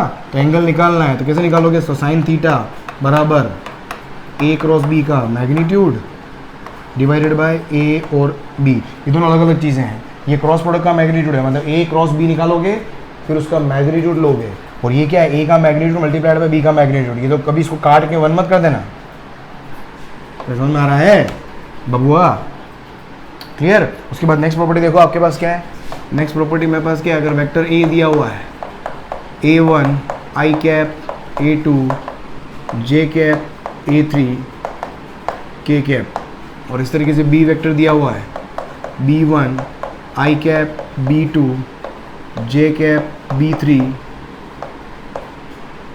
के कैप। तो यहाँ से देखो A क्रॉस B, अगर A क्रॉस B यहाँ से लिखना है तो देखो A क्रॉस B क्या आएगा। इसको सॉल्व करने का तरीका क्या होता है, आप बनाओ ऐसे, ये डिटर्मिनेंट मेथड होता है, आई जे, मैथमेटिक्स वाले बच्चे करते हैं इसको, सिंपल याद रखो, आई जे के लिख लो, फिर दोनों कोफिशिएंट लिख लो आप, A1 A2 A3, फिर B के लिख लो, B1 B2 B3, समझ में आ गया होगा, ठीक है, ये हो गया। उसके बाद क्या करना है आपको, फॉर्मूला बनाना है। सबसे पहले आई कैप लिखा, राइट में से लेफ्ट माइनस करना है, राइट में से लेफ्ट माइनस करना, राइट में से लेफ्ट, तो A1 B2 minus A2 B1, समझ में आया, A2 B1, फिर माइनस ऑल्टरनेट में चलेगा, अब आएगा माइनस जे, ये यहाँ प्लस आया था, माइनस जे, मैंने क्या करा, अरे सॉरी, अरे भाई मैंने क्या लिख रहा है, सुनो वापस सुनो, भूल जाओ क्या था आई कैप, क्या करना है, आई कैप, जैसे आई कैप लिख लिया तो आई कैप में ये वाली रो और ये वाला कॉलम, इसको छुपा दो, बचा क्या ये बच गया, तो इसमें राइट टू लेफ्ट करना है, तो A2 B3 फॉर्मूला है, ज़्यादा लोड मत लेना, फॉर्मूला है सिंपल। क्या बोला, आई कैप में ये वाला और ये वाला छुपा दो, ये चारों आएंगे, तो A2 B3 माइनस लगा के फिर A3 B2 मल्टीप्लाई करा, ये फॉर्मूला है, ज़्यादा लोड मत लेना। फिर माइनस जे कैप, देखो जे कैप के लिए जे कैप छुपा दो, जे कैप के लिए जे कैप छुपा दो, जे कैप से किसका रिलेशन है उसको छुपा दो, क्या बचा, A1 B3 minus A1 B3 हो गया माइनस A3 B1, ये हो गया। और फाइनल स्टेप मेरे पास क्या है, के कैप छुपा दो, क्या आ गया, A1 B2 minus A2 B1। अभी क्वेश्चन करूंगा, समझ में आ जाएगा। ये तरीका मैंने बता दिया, प्रॉपर्टी का फॉर्मूला होता है, फॉर्मूला याद मत रखना, तरीका क्या है वो याद रखना है, फॉर्मूला याद मत रखना, तरीका क्या है वो याद रखना है, ठीक है। नेक्स्ट देखो यहाँ पर, अगर मुझे यूनिट वेक्टर निकालना है, मुझे निकालना है एन कैप, जैसे मुझे एन कैप निकालना है, एक और फॉर्मूला हो गया एन कैप क्या लिख सकता हूँ मैं, एन कैप क्या यूनिट वेक्टर होता है ना, यूनिट वेक्टर किसका है, ये क्रॉस प्रोडक्ट का यूनिट वेक्टर है। तो क्रॉस प्रोडक्ट क्या हो गया, ए cross B divided by magnitude, A cross B का मैग्नीट्यूड। तो ये हो गया एन कैप, और वैसे ही पता है ना अपने को, एन कैप ऐसे लिखा था ना अपन ने, ए क्रॉस बी का मैग्नीट्यूड। इन दोनों काट मत देना, ये वेक्टर है और ये वेक्टर का मैग्नीट्यूड है। समझ में आ रहा है? ये चीज़ अपने को ध्यान रखनी है। जल्दी से लिख लो इसको, नोट कर लो। क्वेश्चन करते हैं फिर अपन, क्वेश्चन करते हैं फिर, जल्दी करो। चलो नेक्स्ट देखो, क्वेश्चन देखो यहाँ पर क्या दिया हुआ है। वेक्टर ए दिया हुआ है as a magnitude 6 newton and direction positive x axis. Positive x axis मतलब आई कैप और मैग्नीट्यूड कितना 6, तो ए वेक्टर को आप डायरेक्टली लिख सकते हो, ए वेक्टर कितना हो गया 6 आई कैप। उसके बाद बी वेक्टर देखो, b vector as a 4 newton at 30 degree from positive x axis. B vector जो है वो का जो बी वेक्टर जो है वो कितना है, ये बी वेक्टर है कितने एक्स एक्सिस से 30 डिग्री पर है। तो इसको यूनिट वेक्टर फॉर्म में लिखोगे आप तो क्या आएगा, इधर एक कंपोनेंट आएगा आपका b cos 30 और इधर कंपोनेंट आएगा आपके पास b sin 30। तो बस देख लो यहाँ से, तो b वेक्टर अगर आप लिखोगे तो b वेक्टर इक्वल्स टू कितना आ गया, b cos 30। b कितना है, b का मैग्नीट्यूड कितना है 4 न्यूटन, तो ये आएगा 4 cos 30 आई कैप प्लस 4 sin 30 जे कैप। cos 30 क्या √3/2, तो ये आ जाएगा 2√3 आई कैप, sin 30 1/2, तो ये आ जाएगा 2 जे कैप। ये हो गया बी वेक्टर। चलो बहुत बढ़िया। इसने क्योंकि मैंने ऐसा क्यों किया, क्योंकि ए क्रॉस बी निकालना है ना, ए क्रॉस बी निकालना है। तो ए वेक्टर बी वेक्टर आई और जे की टर्म्स में आ गए, तो ए क्रॉस बी निकाल लो आप। देखो ए क्रॉस बी आपके पास क्या है 6 आई कैप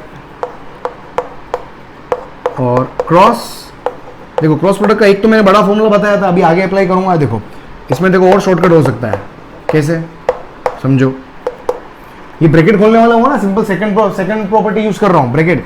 यहाँ पर आई जे के, अगर इधर भी आई जे के इधर भी आई जे के हो तो सिंपल जो मैंने क्रॉस प्रोडक्ट निकालने का रूल बताया वैसे कर लो आप। अदरवाइज आप क्या करो, अगर एक वेक्टर में तो एक ही आई जे या के हो और दूसरे मल्टीपल, तो सिंपल ब्रैकेट ओपन करो, ब्रैकेट ओपन करो, इसको मल्टीप्लाई करोगे तो आई क्रॉस आई बनेगा। और आई क्रॉस आई क्या होता है, 0 होता है, 0 प्लस इधर से मल्टीप्लाई करो 6 2 जा 12 और आई क्रॉस जे क्या होता है, के कैप होता है। तो कितना आ गया मेरे पास ये, तो 12 कितना हो गया, ये 12 के कैप। कौन है भाई ए क्रॉस बी, जो भी आना, ये 12 के कैप आपके पास क्या आ गया, ए क्रॉस बी आ गया। नेक्स्ट देखो, आपको निकालना find area of parallelogram if two diagonals are this, दो डायगोनल दिए हुए हैं। देखो पैरेललोग्राम के अंदर अपने को क्या है, पैरेललोग्राम का एरिया निकालना है। तो ज्योमेट्रिकल इंटरप्रिटेशन मैंने बताया था क्रॉस प्रोडक्ट का क्या होता है कि ए क्रॉस बी का मैग्नीट्यूड अगर आप निकालोगे तो मेरे को क्या आएगा, एरिया ऑफ पैरेललोग्राम। वहां पर जो ए वेक्टर और बी वेक्टर क्या होते थे, साइड्स होती थी। तो साइड्स पता होगी है ना, ए वेक्टर बी वेक्टर क्या होता है, पैरेललोग्राम की साइड्स होती है, साइड्स पता होगी तो ही मैं काम कर पाऊंगा। तो साइड्स को क्या कर लूं, अब यहाँ पर डायगोनल दिए हुए हैं। अब देखो यहाँ पर, तो मैं मान लेता हूँ सपोज ये मेरे पास क्या हो गया ए वेक्टर और ये मेरे पास क्या हो गया बी वेक्टर, और दो डायगोनल अगर अपन देखें, दो डायगोनल की बात करूँ, ये वाला डायगोनल अगर आपको याद हो, इसको ये क्या होता था अपना रिजल्टेंट, क्योंकि ये बी वेक्टर है, ये भी तो क्या होगा बी वेक्टर होगा ना। और दूसरा डायगोनल अगर आपको ध्यान हो, दूसरा डायगोनल इधर बनाता हूं मैं, ये डायगोनल, ये वाला डायगोनल आपको अगर ध्यान हो, एक डायगोनल अगर एडिशन रिप्रेजेंट करता है तो दूसरा डायगोनल क्या बताता है मुझे, सब्ट्रैक्शन। तो ये क्या होगा, तो ये वाला डायगोनल जो होगा वो क्या होगा, vector a minus vector b. तो देखो दो डायगोनल दिए हुए हैं, तो देखो a plus b, a plus b की वैल्यू क्या है। अब बड़ा वाला डायगोनल ये ना, ये बड़ा वाला डायगोनल, तो बड़ा वाला ये दिख रहा है इसका मैग्नीट्यूड, तो इसको ए प्लस बी मान लो, इसको ए माइनस बी मान लो। तो ए प्लस बी हो गया 3i प्लस जे प्लस के कैप, और ए माइनस बी आपका क्या हो गया i माइनस जे माइनस के कैप। अब मेरे को इसको सॉल्व करके मुझे निकालना है वेक्टर ए और वेक्टर बी। क्या करना है मुझे, वेक्टर ए और वेक्टर बी निकालना है, फिर उसका क्रॉस प्रोडक्ट करके मैं सिंपली सॉल्व कर सकता हूं। अब इसको करोगे कैसे, अब उसका सिंपल क्रॉस प्रोडक्ट करने का तरीका क्या, देखो सोचो, इसको पोज कर करके क्वेश्चन करना आप, है ना, हमेशा क्वेश्चन को पोज करके करना। देखो इसको सिंपली डायरेक्टली अपन कैसे कर, या तो देखो दोनों को सॉल्व करके वेक्टर ए वेक्टर बी निकाल लो, निकाल सकते हो ना, दोनों को सॉल्व करो, वेक्टर ए वेक्टर बी निकाल लो, या इसका ध्यान रखो डायरेक्टली इसका क्रॉस प्रोडक्ट, इन दोनों का जो क्रॉस प्रोडक्ट होता है A plus B cross A minus B देखो ए का ए के साथ क्या होगा, जीरो, एंगल जीरो इसलिए क्रॉस प्रोडक्ट जीरो होता है। ए का बी के साथ क्या आएगा, माइनस ए क्रॉस बी। फिर बी का बी के साथ जीरो, लेकिन बी का ए के साथ क्या आएगा, बी क्रॉस ए आएगा। समझ रहे हो, बी का ए के साथ क्या आएगा, बी क्रॉस ए आएगा। तो यहां पर देखो ए तो जीरो हो गया, बी जीरो हो गया, तो ए क्रॉस, तो माइनस का ए क्रॉस बी प्लस का बी क्रॉस ए, माइनस का ए क्रॉस बी प्लस का बी क्रॉस ए, और प्लस का बी क्रॉस ए को क्या लिख सकता हूं मैं, माइनस का ए क्रॉस बी, प्रॉपर्टी नंबर 1। तो यहाँ पर क्या बन जाएगा, ये बन जाएगा माइनस का 2 टाइम्स ए क्रॉस बी बन जाएगा। ये रिजल्ट याद रखो, ये बहुत इंपॉर्टेंट रिजल्ट है। मैं इसलिए इससे सिर्फ बाकी सिंपल तरीका बता दिया मैंने, दोनों को सॉल्व करो, वेक्टर ए वेक्टर बी आ जाएगा, एक बार जोड़ दो, वेक्टर ए आ जाएगा, एक बार सब्ट्रैक्ट कर दो, वेक्टर बी आ जाएगा, सिंपल कर सकते हो। फिर ए क्रॉस बी का मैग्नीट्यूड निकाल देना, दैट्स इट, ठीक है। या फिर यहाँ से देखो, अब यहाँ से मैं ए क्रॉस बी निकालूं, इन दोनों का क्रॉस प्रोडक्ट करो, इस क्रॉस प्रोडक्ट की वैल्यू क्या होगी, देखो इस क्रॉस प्रोडक्ट की वैल्यू क्या होगी, मैंने क्या बोला था, ऐसे जमा दो, सबसे पहले आई कैप लिखना होता है, तो आई कैप लिखा मैंने, आई कैप लिखा, इसको मल्टीप्लाई करना है ना, आई कैप छुपा दो, इसको मल्टीप्लाई करना है, तो इसका क्या -1, तो ये हो जाएगा आपका -1 × 1 कितना हो गया, -1, और फिर माइनस लगाकर +1 × -1, तो माइनस माइनस प्लस हो जाएगा। ये समझ में आया होगा आपको, ओ भाई समझ में आ रहा है ना। ये क्या करा मैंने, आई कैप छुपा दो, -1 × -1, फिर माइनस ये वाला प्रोडक्ट, तो 1 × -1, माइनस प्लस 1, ये हो गया। फिर माइनस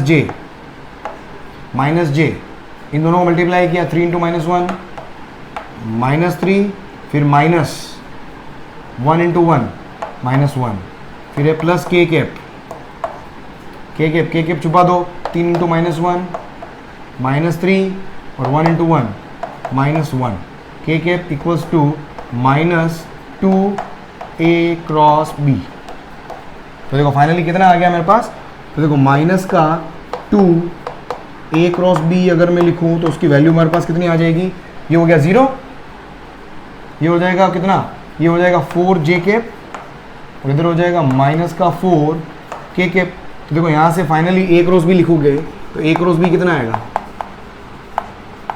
-2 से डिवाइड करोगे कितना आ गया, ये आ जाएगा माइनस का 2j कैप और प्लस का 2k कैप। मुझे क्या चाहिए, एरिया चाहिए ना, तो एरिया ऑफ पैरेललोग्राम का मतलब क्या होता है, a क्रॉस b का मैग्नीट्यूड, a क्रॉस b का मैग्नीट्यूड का मतलब कितना हो गया, -2 का स्क्वायर और +2 का स्क्वायर, कितना आ जाएगा 2√2 यूनिट, 2√2 इज द आंसर।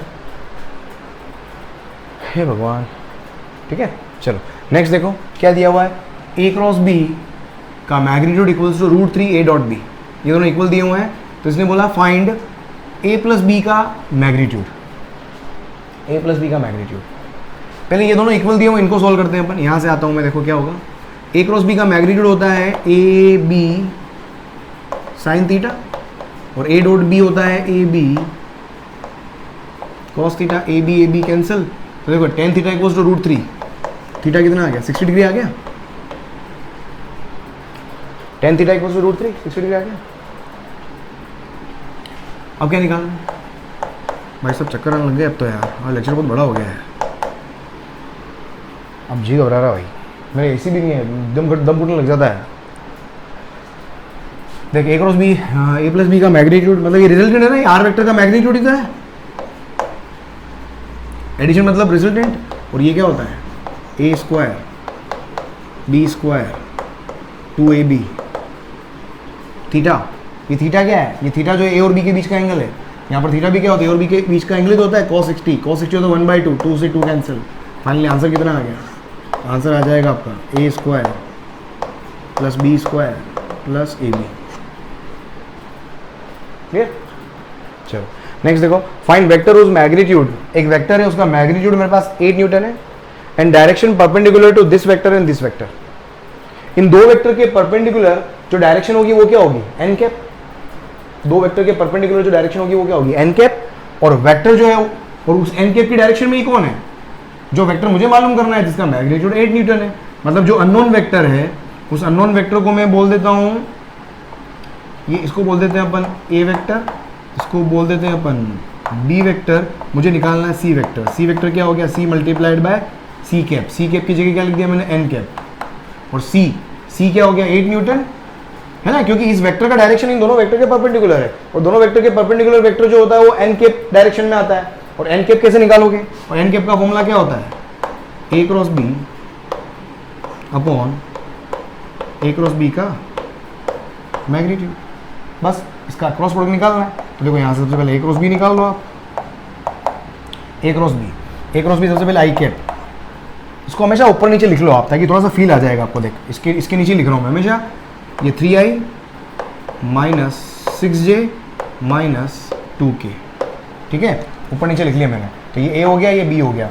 अब आई कैप मतलब आई को छुपा लो, आई को छुपा लिया, फिर इसको इससे मल्टीप्लाई करो, 2 2 जा माइनस 4, फिर माइनस, फिर 3 3 जा 18, और माइनस का है तो प्लस हो जाएगा। जे कैप देखो, जे को छुपा लिया, 6 2 जा माइनस 12, फिर माइनस लगा दिया, 3 3 जा 9, ठीक है, फिर प्लस के कैप कितना है, के कैप छुपा लिया 6 6 जा माइनस 36, है ना, 6 6 जा माइनस 36, और 3 2 जा 6, ये हो गया। तो देखो फाइनली ए क्रॉस बी आ गया आपके पास कितना, ए क्रॉस बी कितना आ गया, 18 में से 4 गए 14। कैलकुलेशन देख लेना भाई यार, कॉन्सेप्ट सिखा रहा हूँ, बस सीख जाओ। ये कितना, मेरी रेटिंग समझ में नहीं आ रही है, ये 9 है क्या क्या लिखा भाई, जे 6 2 12 3, हाँ 9 है। 12 और 9 21, माइनस 21 प्लस 21, बहुत बड़ा आ गया आंसर यार। और माइनस का 42 आया होगा, पता नहीं। ए क्रॉस बी का मैग्नीट्यूड निकाल लो कितना है, इसको सॉल्व कर लेना, है ना। 14 का स्क्वायर प्लस 21 का स्क्वायर प्लस 42 का स्क्वायर, इसको सॉल्व कर लोगे आप यहाँ से, और वैल्यूज यहाँ पर पुट कर लोगे। अब बेटा हमारा आ रहा है ना, तो फाइनली आपके पास सी वेक्टर कितना आ गया, 8 multiplied by 14i 21j 42k and divided by this, जो भी आना होगा आ जाएगा, ठीक है। ये वैल्यू यहाँ पुट कर देना डिनोमिनेटर में।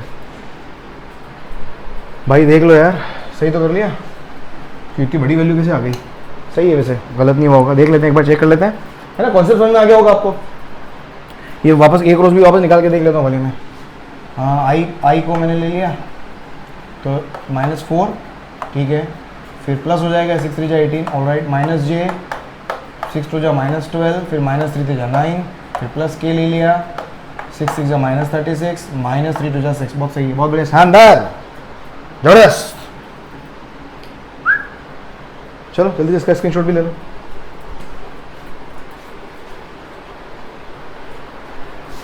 सो राइट दोस्तों, तो ये अपना क्या है, वेक्टर पूरा मैं ओवर करवा चुका हूँ। हे भगवान, दो वरदान, गर्मी, हाँ ये गर्मी, हाँ वेक्टर पूरा ओवर हो चुका है। चलो ठीक है, बस जाने का समय हो गया। सो कल वापस मिलते हैं अपन, कल मैं टेस्ट सीरीज के वापस वीडियोस स्टार्ट कर रहा हूँ। So stay tune to exponential physics, और इसी तरह के बहुत अच्छे वीडियोस और भी चाहते हैं प्लेलिस्ट के अंदर। अगर आप नए हैं तो प्लेलिस्ट के अंदर जाके के देखें आप, पूरा क्रैश कोर्स, पूरा कोर्स कंप्लीट करा चुका हूँ। और जो भी मैंने क्रैश कोर्स कराया वो बाकी क्रैश कोर्स नहीं, वो लगभग पूरा फुल लेंथ है, पूरा फुल लेंथ है। Each and everything I have covered apart from the derivation part. अब डेरिवेशन के अंदर भी हर डेरिवेशन को मैंने वहां पर समझाने की कोशिश करी है कि आप हिंट दिया है मैंने, इस तरीके से आप डेरिवेशन को ट्राई करना, हो जाएगा, है ना। तो पूरा कोर्स कवर किया है, तो क्वेश्चन को आपको वीडियो देखें और क्वेश्चन करने की कोशिश करें, क्वेश्चन हमें 100% आपके होने लग जाएंगे। राइट दोस्तों, thank you so much for being in the show, और इस तरह के चैनल के ऊपर इसी तरीके से बने रहें, और आने वाले वीडियोस को लाइक करते रहें, शेयर करें, लोगों के बीच में फैलाएं। Thank you so much, bye bye, good night. कल मिलते हैं वापस टेस्ट सीरीज के साथ में। Thank you, bye.